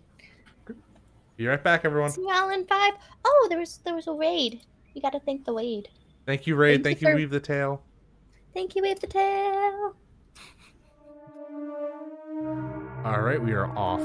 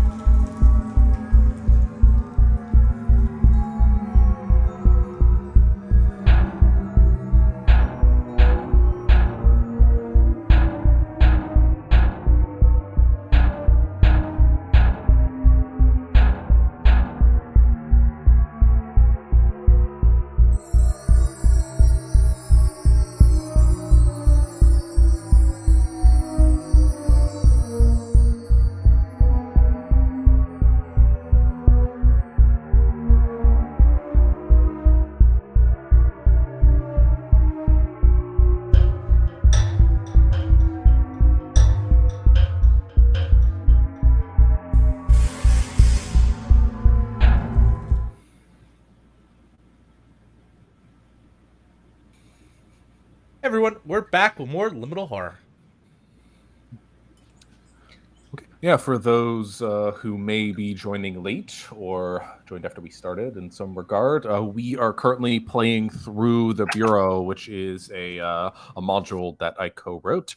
Digital versions are available right now on the Goblin Archives itch.io page, which you can just search, the Bureau and itch.io or Goblin Archives, and you can find it that way. But we do have physical versions coming next week for the Exalted Funeral summer sale. That should launch July 15th for those who like printed zines. So keep an eye out. Now, as we return, we started our session with 3 interns, Maria, Harland, and Harriet, hired about a week ago for this governmental agency that they don't really know what they do yet, and they don't really know what their jobs are going to be, but they've done the trainings, they've done the safety instructions, they've filled out forms, they got their taxes correct. And the second week promised real work. And today was supposed to begin that. Now, as you filtered into the workshop, you were met by Jameson, who is functionally your manager, your supervisor, so on and so forth. Not necessarily like your department head or anything, but the one who's directly interfacing with you.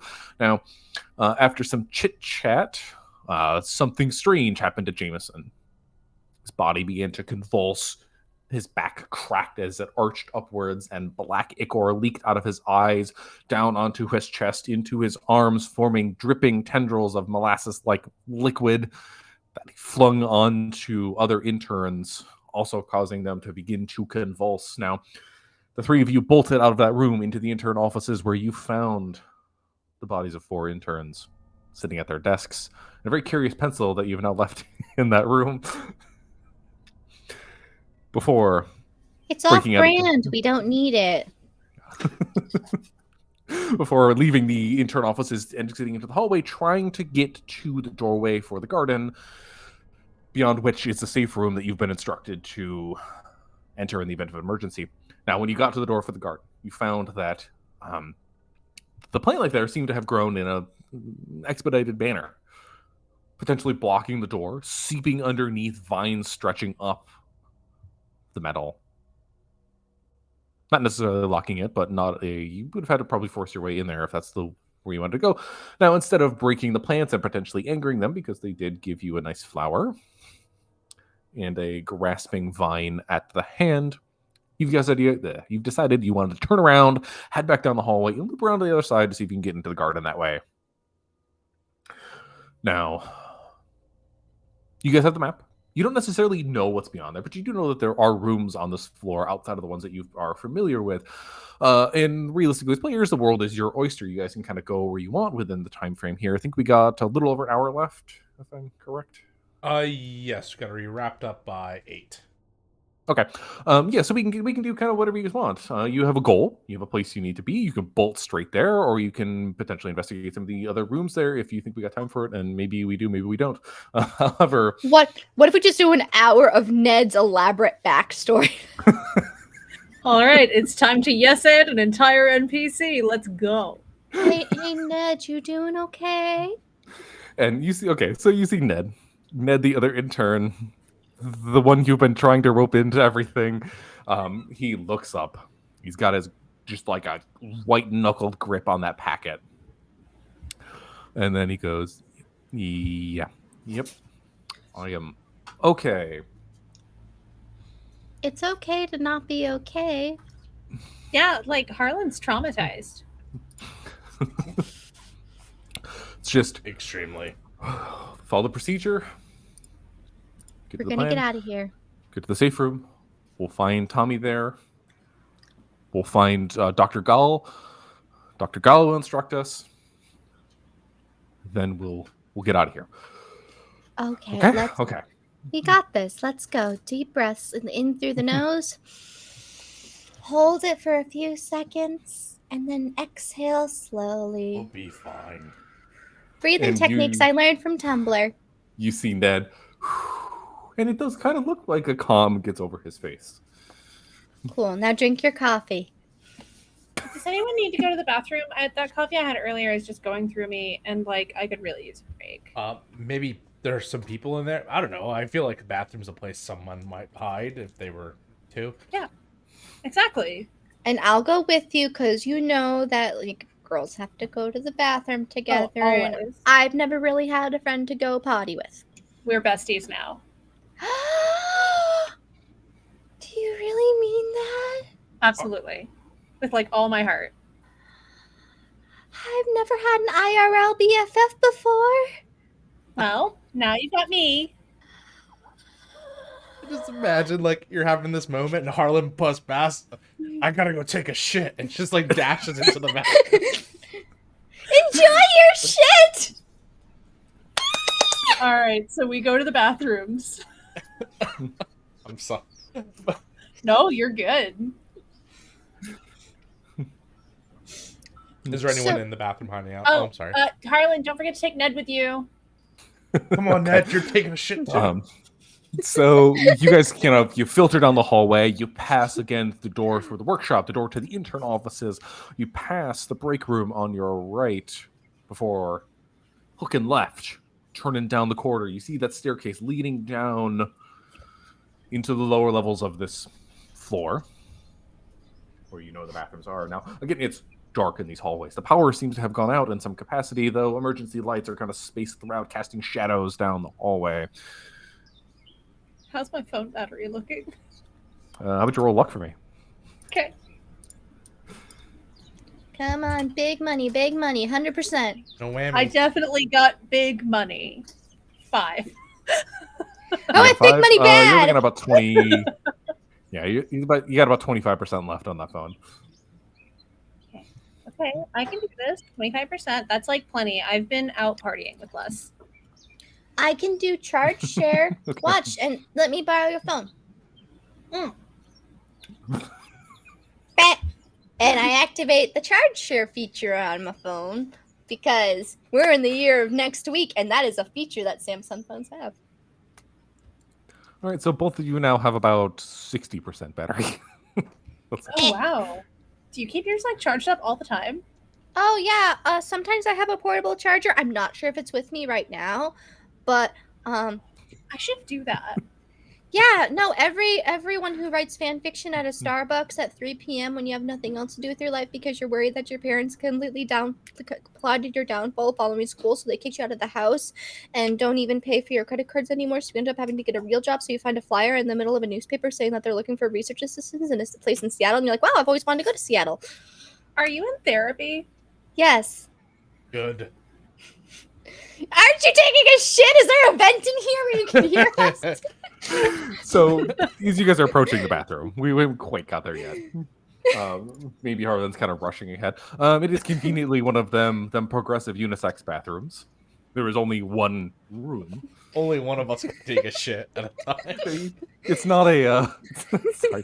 It is a larger bathroom. It's not a single room. It is like a standard size bathroom, but it is not segregated by gender. Only one person can take a shit, and we need to fight for whiz dibs. For wisdoms? Whiz dibs. Oh, wisdoms. Okay.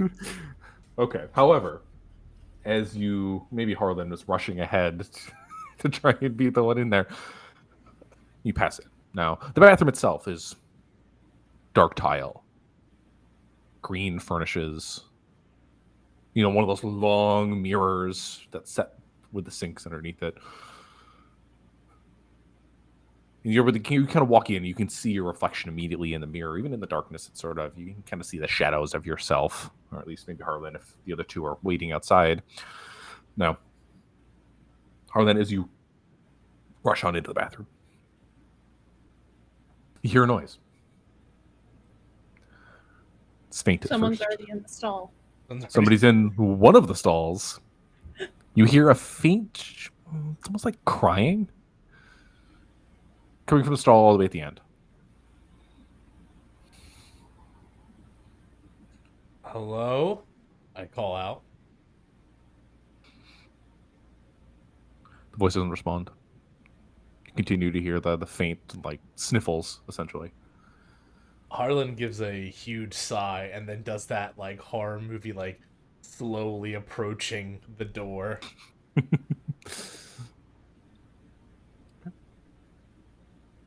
You push it open. Yes. Okay. I So do you the reach your dramatic hand. swing. Oh, so pop! Yeah. Like, straight into it. Okay. You open the door. Sitting on the toilet. No. Toilet seat down. Thank They're God. like perched on top of it, pants on. You see an agent. I don't like if there's a reference image. That's worse. No, not, I saw the tab flash and I was like, oh no. No, no, no, no, no. Now you see them, somebody sitting on the toilet, head in hands, just like, again, crying. Just, it's probably, let's say it's a woman. Maybe you've seen her before. Very pale skin, like fire red hair. Just, you don't get her face at this point because it's held in her hands. Yes, Michelle, it's you. It's He doesn't have a face. There's no face behind those hands. But there is a pool of liquid kind of around her on the ground. Is the liquid black or is it like toilet water? It's dark in here. It's hard to tell. Would I know, like, if I have a smartphone, I feel like it would have a flashlight feature on it and I could... Sure, yeah. I'm gonna just, Harlan's very much better safe than sorry. Well, yeah, I was gonna say play to lose. Do I lean in closer and do the, hey, are you okay? I think I'm gonna do that. I feel like that's the way to go. Like, Okay. Do you turn the light on, or do you immediately? Yeah, I turn the light on as I get closer. Okay. The pool of liquid on the floor. As your flashlight shines, you see that crimson color. Oh. And you reach out and touch her, ask if she's okay. She bolts up. No black ichor dripping from her eyes. She just sees you, then puts her head back into her hand and shakes her head. No. No? I don't know if you're aware of the situation here, miss, but this place has gone to shit. And she just shakes her head and it goes, same old Tuesday. This doesn't look like any Tuesday I've ever been to. I'm not gonna lie. You stay here long enough, and I guess these things won't phase you anymore. But this is. I mean, welcome to the bureau, I guess. Yeah, it's a hell of a welcome party, but the map says to go to the safe room, and I don't know if you're going to be safe in here. There's a couple other of us outside. You should come with us. And you see her kind of give a a wry smile. I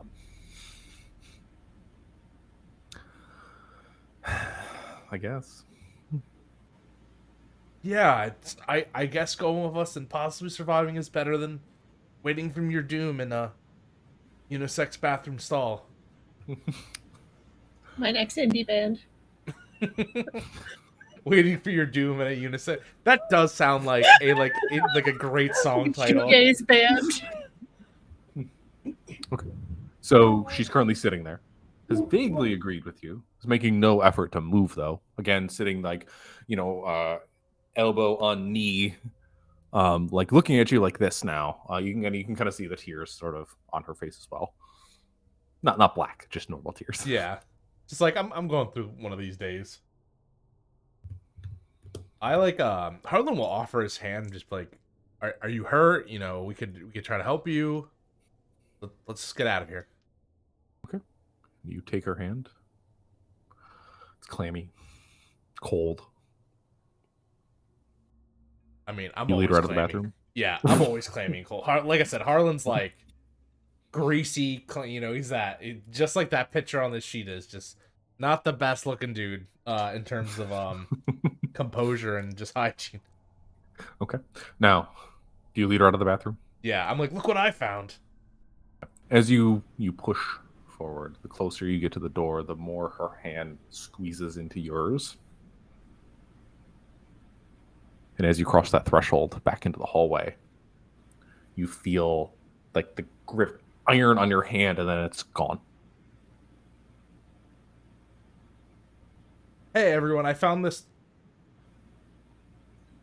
The fuck? And you hear that echoing cry coming from the bathroom, this time a little harder. Do we hear the crying at this point? At this point, yes. But I do need Harlan to make a control save for me. Harlan, did you take that big of a shit? The Not you. hallucinating shit.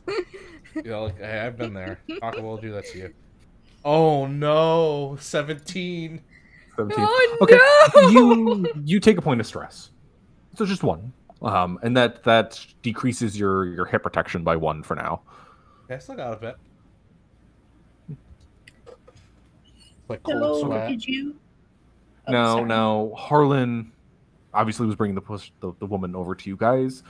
Maria and Harriet would not have seen her. You know, like Harlan was like walking out of the room.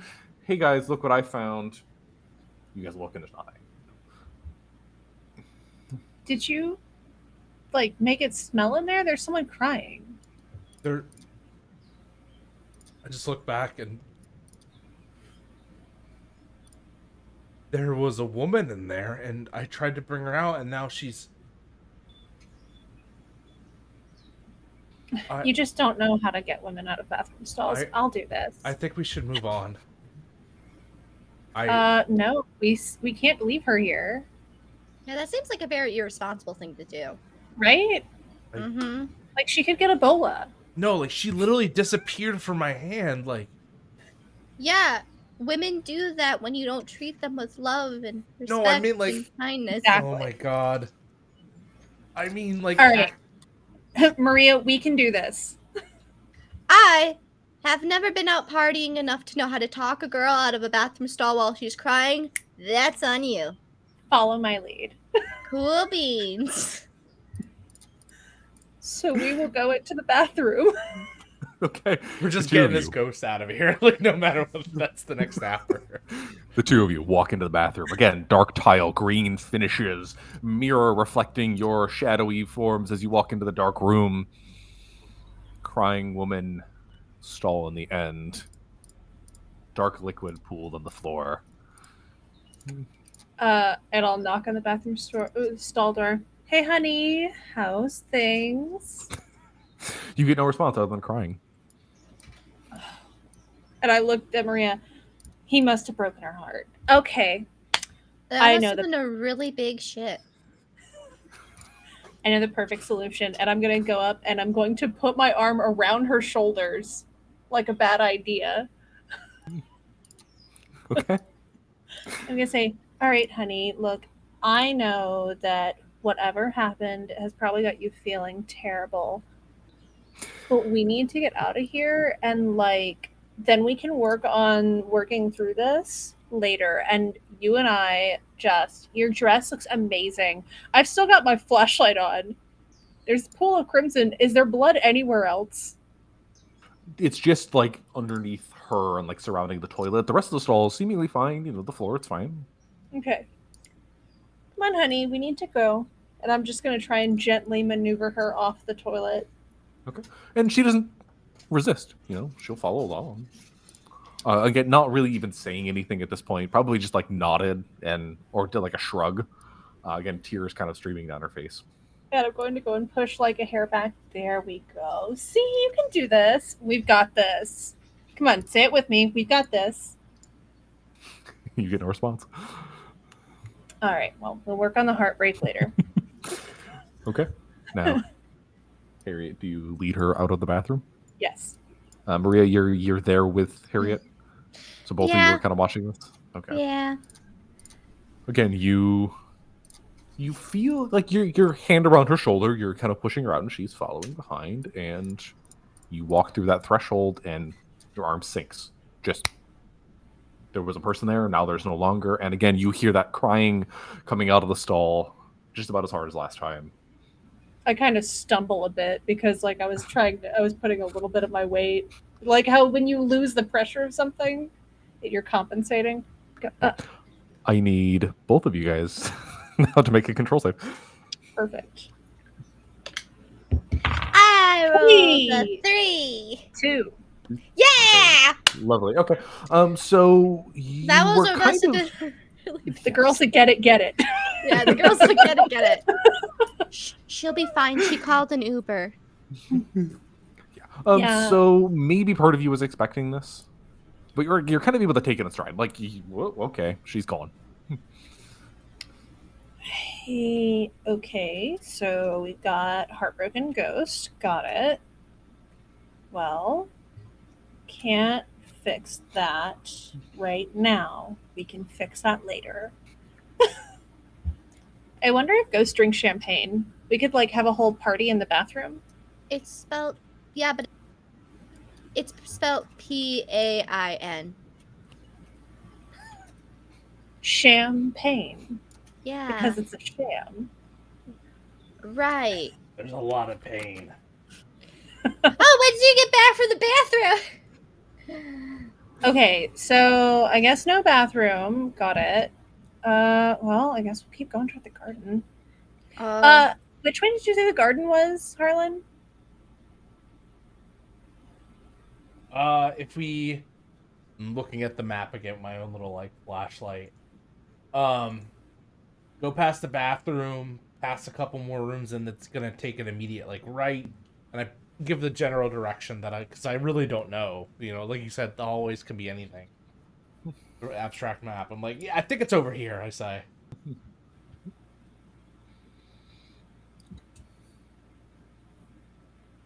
Do you guys head off then? Yep, following Absolutely. Harlan's directions. Okay. Before you lie is this hallway. Again, you probably stare down this hallway. You've been in this bathroom countless times at this point over the course of the days that you have worked here. But again, shadows, emergency light, just long hallway, stairway at the end. You know, as you walk down, is your intention to try and beeline it there? Are you looking for anything that may be of use to you? Because you do pass a door on your right. This is a room you've never been in, but it is here. Or you can continue forward again up the stairs. You see a set of concrete stairs leading up to the main portion of the level again, straight ahead. Is I there? will say, Harriet's not thinking about getting tools. I'm kind of wondering, is there like any activity coming from like this room as we pass by it? Because I feel like that would be the thing to stop Harlan if like lights, I hear someone. In this room? No. In fact, this one actually probably has a like a keypad for a key card entry on it. Seeming a little more secure than some of the rooms you were in previously. Is Ned still with us?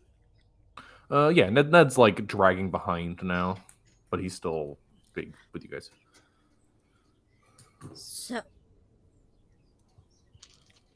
I think we should follow procedure, because I'm pretty sure if we deviate from procedure, Ned will have a heart attack.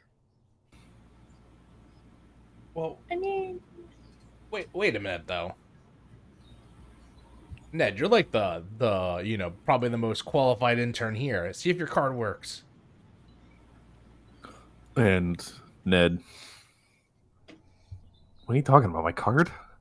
They don't give us clearance. Oh. wait. So how are we supposed to get into fabrication? Jameson. Probably with Jameson's card. But then how would we get out for bathroom breaks? Jameson. Probably with Jameson's card. Hmm. You know what happened to Jameson though? He watches people shit. I hate that. I hate that a lot. You know what? So, I'm not even gonna dig up that one.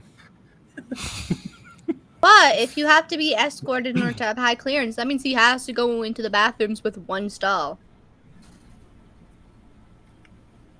So Why do the bathrooms only have one stall? That feels like super sexist. And the mirrors are, and the sinks, like you have multiple Right? sinkholes. Right?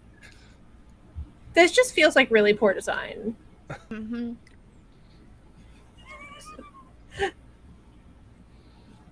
But you know what? Who are we to underestimate or overestimate or estimate the capabilities of this Seattle-based workplace. That feels like a critique on Amazon. It can be. That sounds like an indie band. Tumblr. That's an indie band name right there. A critique on Amazon? Yeah. No. Yeah. That was the name of that punk band in middle school. Kidding. So, are we trying to break into this room 7-0? mean- Yes. Oh no. Oh, this room. I don't think we can. You can Yeah, certainly it's try. always I mean, there's the world is your oyster, and maybe you I'm can gonna chuck see. it. I'm gonna see, because I'm pretty sure like we had to get like cue cards to get into the building. You probably have a card, you know. Yeah, you would have like an ID badge. That's per- probably, you know. Per ITAR regulations in this country of the United States, which I may or may not have to have in my brain at all times because of my real work. Maria's gonna go, I mean, what's the worst that can happen? She puts her key card up to the door. As you press it to the little box next to the door, I need you to roll luck for me. And that's just a D6, right? Yep, D6, you're trying to get low. Okay. I'm gonna roll this blue sparkly one. You're gonna roll to see if they put your clearance in ahead of time. Or if they just have really bad. I rolled a 2. A 2. So you swipe your card.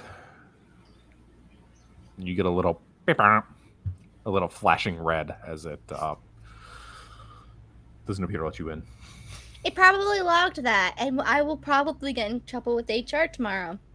If there is an HR tomorrow. I was literally just thinking the same thing. Oh, maybe it'll be PR. I don't think you can get in trouble with PR. I think if PR is talking about you, you're dead. So let's hope I that meant PR plant doesn't. resources. Oh. Yeah. Plant resource. What else would PR stand for? Public relations? Nope, My it's whole definitely plant resources. Plant resources. We've got the dive team, which does accounting. We've got PR, which is the plant resource team. Okay. Okay, so the door has not wielded to your card. What do you guys do? I mean, do you really want to get in this room, Harlan? I'm okay. I said we should just leave. I think we're good, but I think we're good. I think Ned will have an aneurysm if we deviate from protocol. Okay. And we care about Ned. Isn't that right, Ned? Ned is like reciting lines from the code. yeah, He's Ned's not going through it. reciting. He's not reciting that. What was it? In the dream, all of us were boxes, and we're in boxes and staring at each other and looking upon ourselves as if we were playthings. He's not reciting that, is he? If he is, I guess it's time we kill Ned. Like, As you listen in, it's monotoned, but it does seem to be true to form. He's reading the list here. In the event of an emergency, step 1, head to the safe room. Step 2, contact your nearest supervisor. Step 3, and he's like listing it again. And then when he gets to the end, he goes, in the event of an emergency, step 1, head to the nearest safe room. Step 2, contact your supervisor. And he goes to that list once more. We should He's transforming it into an intercom. Come on, Ned. What's your favorite type of coffee? Ned doesn't answer your question. Goes through, reads the list once more. In the event of an emergency, step 1, go to the nearest safe room. Step 2, contact your supervisor. I think Ned's broken. Don't worry, we'll get him that therapy. We'll get him that therapy thing everyone keeps suggesting. I think we all need it after this. Yeah. So are we going to? Let's go to the plants. So 7I. Okay, we're going to direct to 7i, not through 7k. I think direct might be best. Or Okay. Yeah, so you guys head down the hallway again, up the stairs, concrete stairs, clomp. Your bootsteps sort of echoing down these concrete halls. You reach the top, turn the corner, and again, see this not near endless, but dark, a long corridor, doors lining the sides. It's not like the back rooms or the Matrix where you open it up and it's just a corridor with doors. There's art on the walls. There's like plants, both fake and real, kind of like spread throughout near doorways and stuff. Emergency lights are kind of casting shadows all over everything. Maybe there's like a copier or something out in one of these rooms, a couple of stacked boxes. There are signs of life throughout this whole area. Now, as you begin to pass by, you're heading what you assume is the way to cut through most directly. On your left, you first pass, a room. It's marked. It's literally marked meeting room on the door. That's 7K if you're looking at the map. But just beyond that is another doorway. This one probably closer to like a threshold. The door doesn't look all that secure, but it's got like glass paneling on the side that's probably a little like frosted, and you can kind of see like the impression of desks beyond it in the faded emergency lights that are active in that room as well. Looks to be some form of offices, but that is room 7I, your intended goal. Which way does which door is like any exit sign posted at? Well, good question. You look for the exit signs, and you don't see any. OSHA violations, the real terror. All doors have to open towards the exit. Take control damage. Honestly, if Ned were just to drop right here because of that, I would not be surprised. No one tell Ned about the OSHA violations. No one tell Ned about the OSHA violations. How much control damage do you want me to take? No, I'm kidding. I will. Okay. We'll do it. We'll kill our characters. Kill our characters. We have no hesitation. We're playing to lose. So, do you guys enter the offices? Yeah, I mean, this is our direct line in, so yeah, let's rock. All right, lovely. Okay, so who takes point and how do you do so? I feel like my phone battery is dead at this point. I could take point. We're sharing a charge. Oh, that's right. I got up to 60. Never mind. My phone's good. I can flashlight. I'll try to like put forth some sort of age-old like toxic masculinity form of like chivalry, and like be like, I'll take this. But instead of it's Harlan, so it's like I'll take this. Okay, so you push through the doorway. I'll take up the rear with Ned. Come on, Ned. And she locks her arms in his and just goes, come on, let's go. He's just leaking. And again, he's reading. In the event of an emergency, step 1, reach in your safe room. Step 2, contact your supervisor. And moving along with you. Ned, you should read page 17, mental leave. Okay. And then he just reading the list again. No, but as you push forward into the office, you find yourselves in an office. You look upon glass walls, whiteboards, desks, various offices spread throughout, creating a bit of a labyrinth. And this looks like, a mess. This is a lived-in space. This is kind of open concept. There are some semblance of like cubicles, but they're those little like half-wall ones. Where folks can have like little like clusters of units, tables and chairs and desks and laptops and so on and so forth. Again, it's dark in here. Computers seem to be off as well. Just chaos of work. It's not like somebody went through here and rustled everything up, but this was a very active place at one point or another. You see diagrams, you see schematics, you see drawings, you see things you don't quite understand, but you also see a whiteboard. A white door? Whiteboard. Like a whiteboard. Okay. Yeah, whiteboard. No. It's about midway through the room. Not necessarily directly in your path, as you do spy a door on the far side leading out, presumably into the garden. Now, this whiteboard is remarkable because, not necessarily the contents, though maybe we get to that, but because there are 2 people standing at the whiteboard and staring at it. Interesting. I'm going to just go straight up to the people and say, hey, we need to get to a safe room, right? I'm going to like try and grab them by the shoulders, like put from between them where there's a possibility of the whiteboard getting my glance. Because I feel like this is a perfect player trap. So as you go up, you reach out to touch the shoulder. Hey, we have to get to the safe room. You make contact. The two of them jolt a little quicker than you would imagine.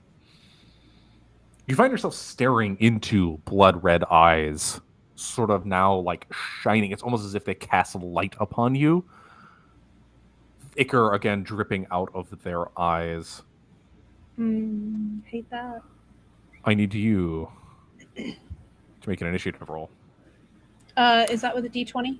Yep. So the way that works in the system is initiative uses your dexterity stat. What you do is you make a dex save.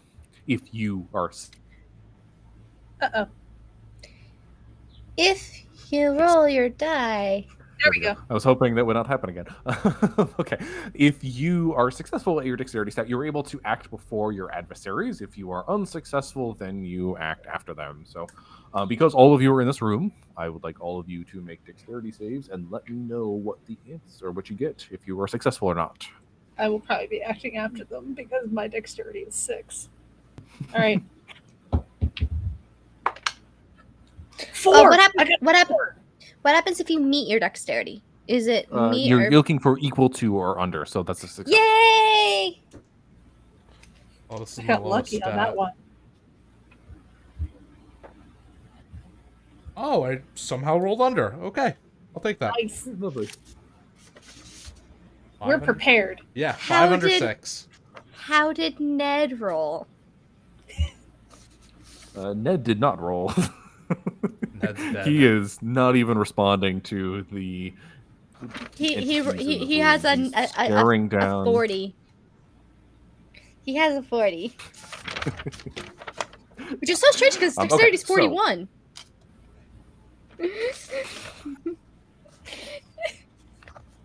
You watch as Harriet goes up to talk to them. You watch as they just jolt. And again, these look like office people, but it's as if like the very shadow itself is kind of collecting on their skin. That's not quite the ichor. It's just the light isn't reflecting or back. They appear darker, except those red eyes kind of shining out now in the darkness, and enough to illuminate that black ichor on their faces. They look like they are about to lunge themselves at Harriet. What do you guys do? You all pass, so you're able, in terms of like if we're doing the mechanics, you're able to act before they do. So you have a brief moment before these two people. So Launch Harriet's themselves at just Harriet. gonna back up. Just whoa, like hands up, like the full like I'm not touching you, like I'm not starting anything. But she doesn't really have like any weapons on her, so I don't think she's gonna be like attacking. Is there, But she'll keep the flashlight up so that people can see what's going on. is there anything separating us between them? Like, is there like a table or anything? Like a... So this is like I guess it's a labyrinth, a sea of desks. Yeah. They're standing at a whiteboard. There's probably chairs and desks and papers and printers and monitors and carts and all that stuff just everywhere. I have an idea. Do it. I want to take a cart and just ride that thing through. Just avoid Yes. the consequences of any action. Just go, cart. Whee! Okay, so this is. I'm gonna make you do a save for it. I think it would be Yes. dexterity in this context because you're trying to remain on top of the cart as you're bowling forward. If you're successful, you can deal some amount of damage to these entities. Natural one. Natural one. Okay, so Oh, boy. I'll let you deal a d6 each to them as you push the cart forward. You can roll individually, so d6 twice, basically. Just tell me the results. I'll roll these two. Okay. That is a 6 and a 2. 6 and a 2. Okay, so you jump on the cart, skate forward, you slam into one of them who just like cascades into the whiteboard, like smears what's on the board and like slams into the ground. The other one, like you clip them on the side, they take a step back and they sort of stumble. But again, you're sort of like you crashed the cart into one effectively, so you're kind of standing right there now. I was hoping to avoid them and just ride it to freedom. just at some point she is humming. She's just going. Okay.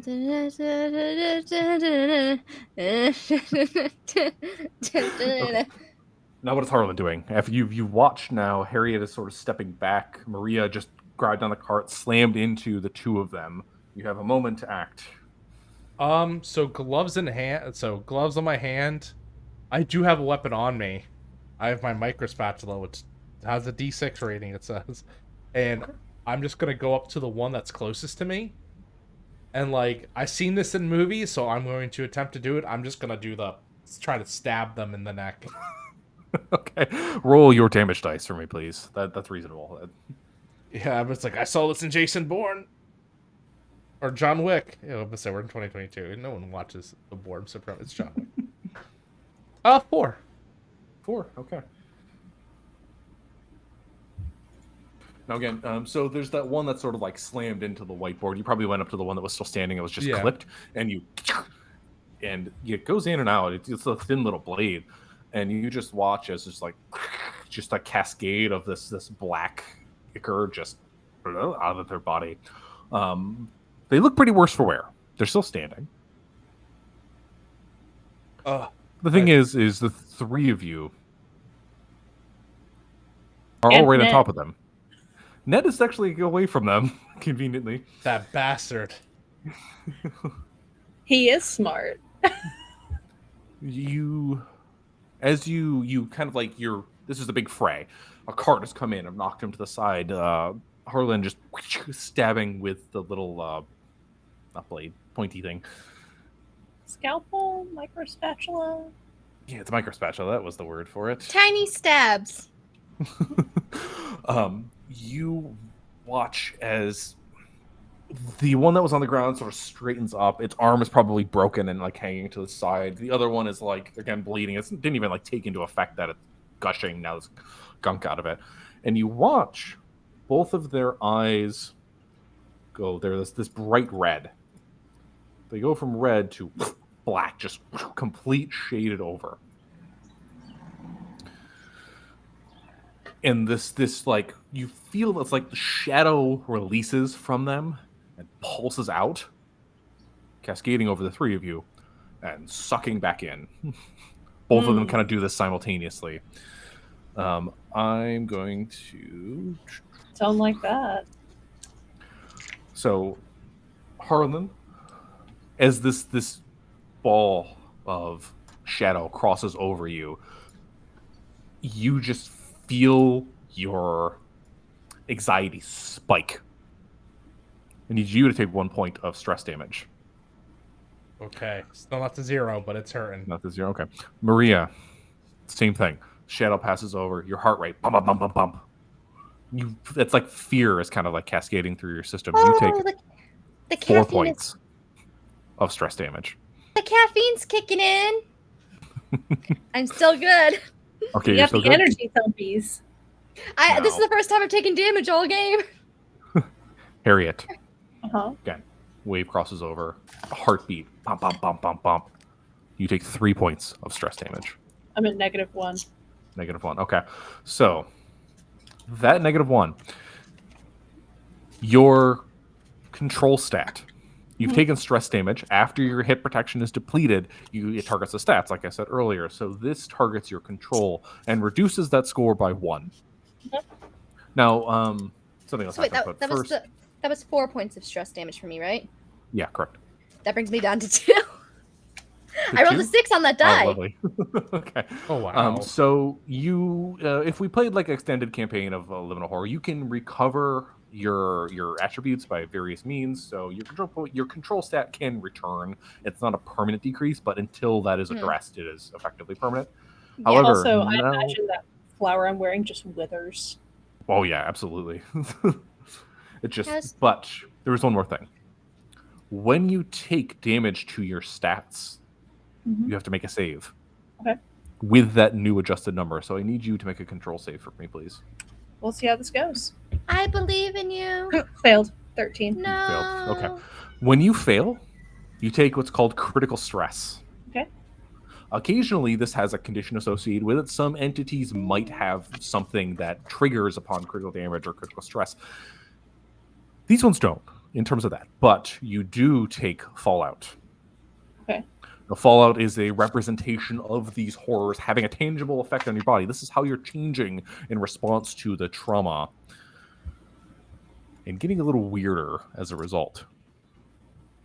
I need you to roll a d12 for me, please. Okay.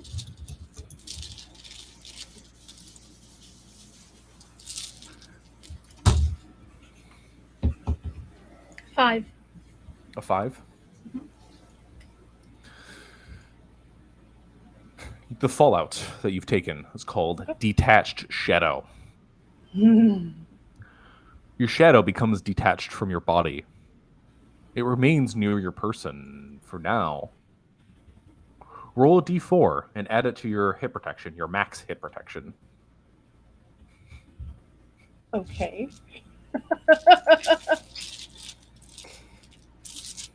Nope, I just dropped a die. That's all right. Hey! So 4? add it to my max hit protection. Yeah, so you regain the 4 points, but your total also goes up by 4. So if you had 2, you now have 6. And, 4 left. Well, that's a neat side effect of being hit by whatever this is. The shadow that has crossed over you, yeah. I'm picturing the flower now has rebloomed in that ink black ichor. Oh, yeah, like it's got, like the stamen is just that ink black and it's kind of like a greasy looking, but the It's- leaves are like a Yeah. browny color. Now Yeah, I love woven into your hair and rooted in your skin. Ooh, yummy. Now, Liminal Horror also has an inventory system. Each character has 10 slots. Most items take up a single slot. Some items can take up more.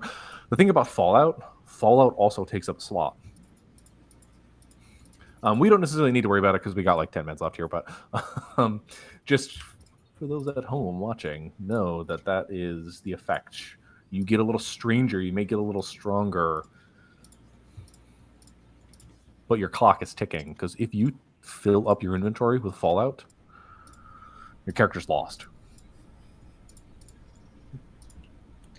Oh no. I hope that doesn't happen. Okay, now I'm gonna start picking up everything in this room.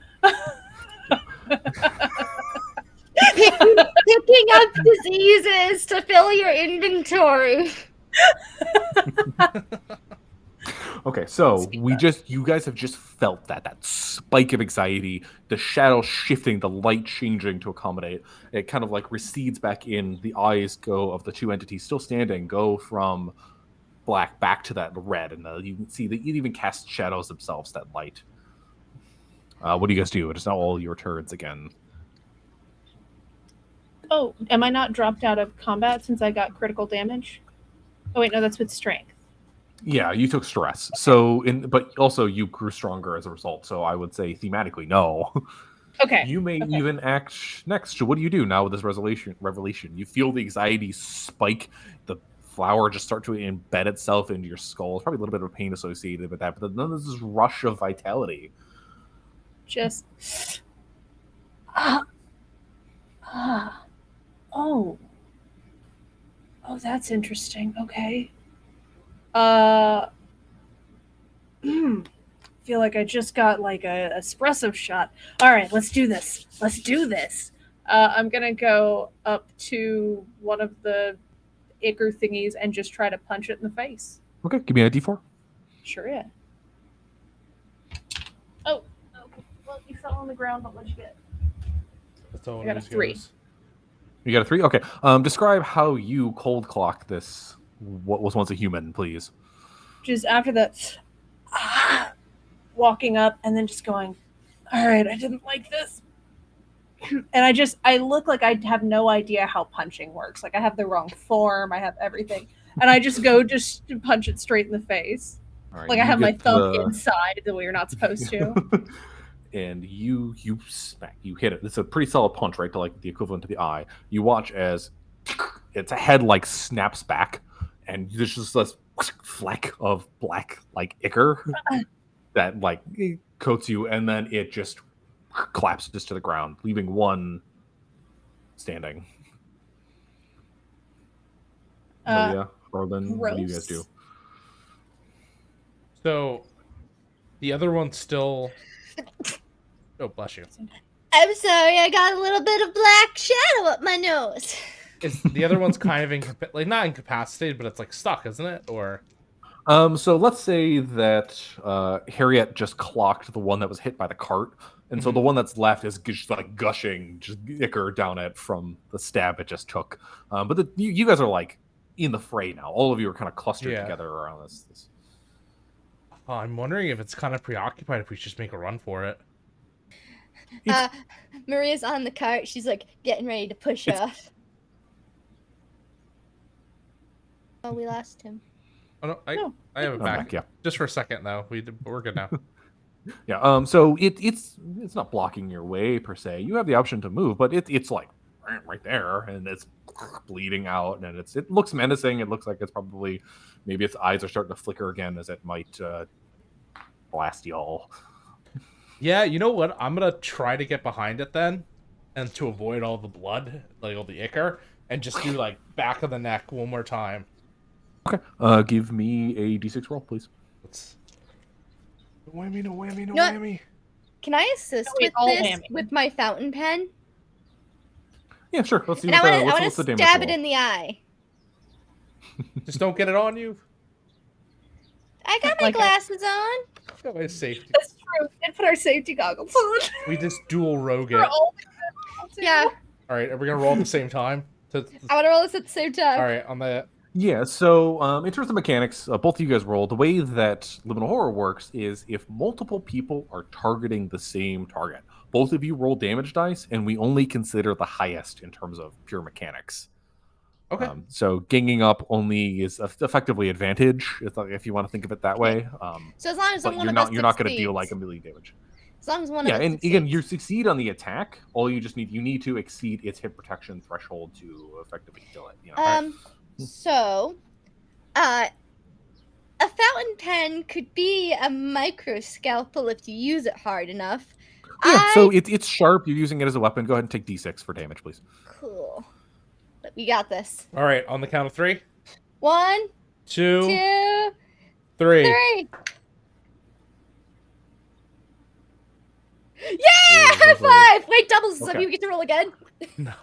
So I need both of you to describe how you tandem take down this bleeding entity.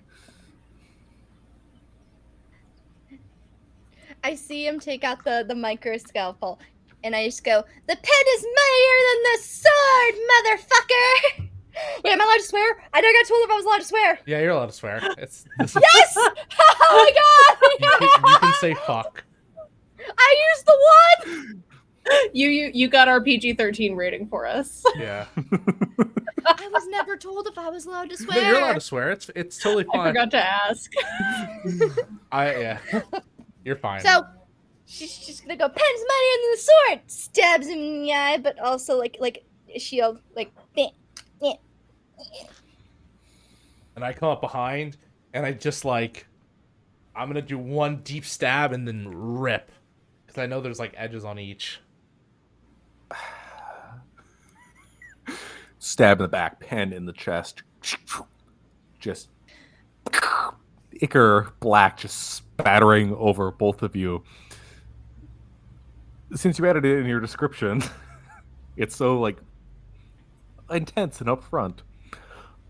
I need both of you guys to make control saves as the form crumples to the ground again, just like coating you guys in specks of black. This is where I'm we gonna use die. I'm gonna use the candy D20. It's actually got real candy on the inside. Don't eat it. Oh, I'm gonna use my red, like my can't stop me. my hellish D20. Like it's. Oh, you can't see. Fucking focus. Whatever. I rolled a 2. Hey, a 9 Oh. under 11. Really? Okay. Nice. So you guys are sort of able to stave off, like, maybe even, like, the repulsion at this, like, spattering of black on you. This is the best teamwork building exercise ever. We just killed a man. Yeah, we did. Yes, but as the Narrative dust settles. The office grows still once more. You're left with a clear path, presumably to the garden beyond the next door. Hop on the cart, everyone. I'm gonna walk straight up to the garden door without Yeah. getting on the cart because this plant has grown into my head. Okay, so I'm riding the cart. If I'm gonna die, I'm at least gonna have one last fun thing. Yeah, I'm rushing forward. We need to get into the safe room. and this I encourage the cart.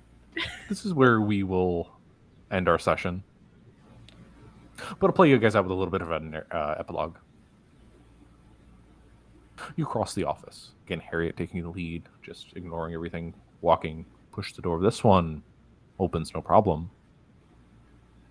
Swinging to the garden and beyond. Now, the garden, like I said, you guys are familiar with this place.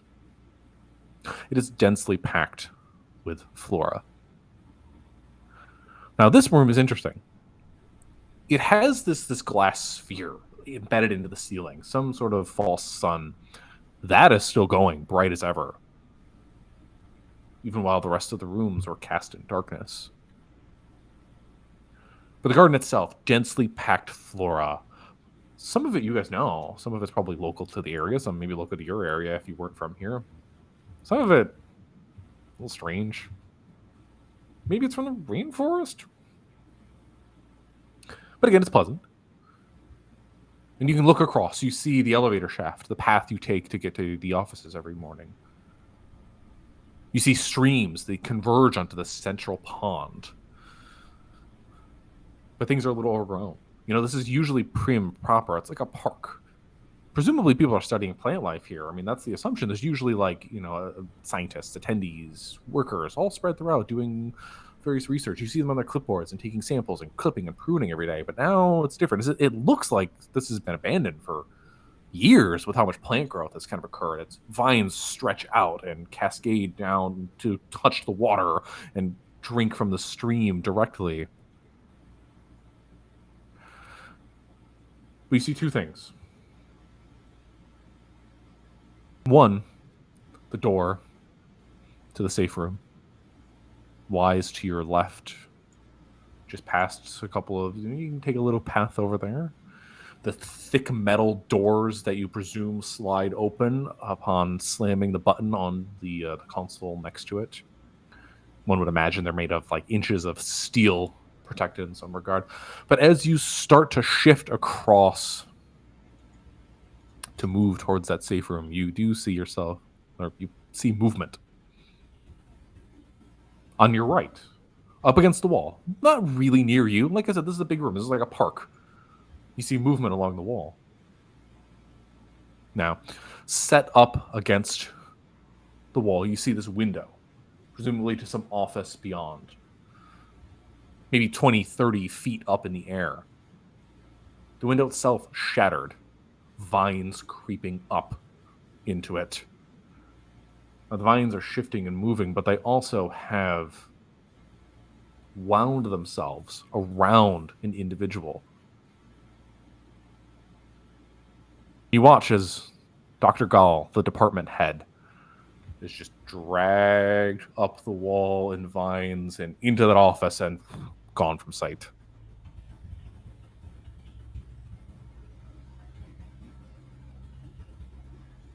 I thought that was gonna be Ned. Thank God it wasn't Ned. Ned, are you okay? And you turn. Ned's nowhere to be seen. God damn it. It's turned into an intercom. We got so far. And we will end the session there. Yay! Yay, that was so much fun. Like, I really vibe with this. This is Yeah. fun. I honestly, that like plant growing into the head, I'd love like a prosthetic piece that's that. Yeah. Or not prosthetic. Yeah, when it's like a Yeah. That's Yeah. a great one. A Well, VFX.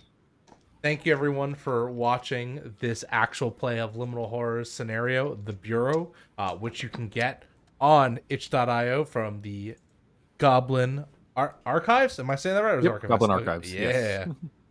And someone throw that up right now if possible. Just, throw the good old link over there so people can go and buy this awesome mega dungeon and plus the system.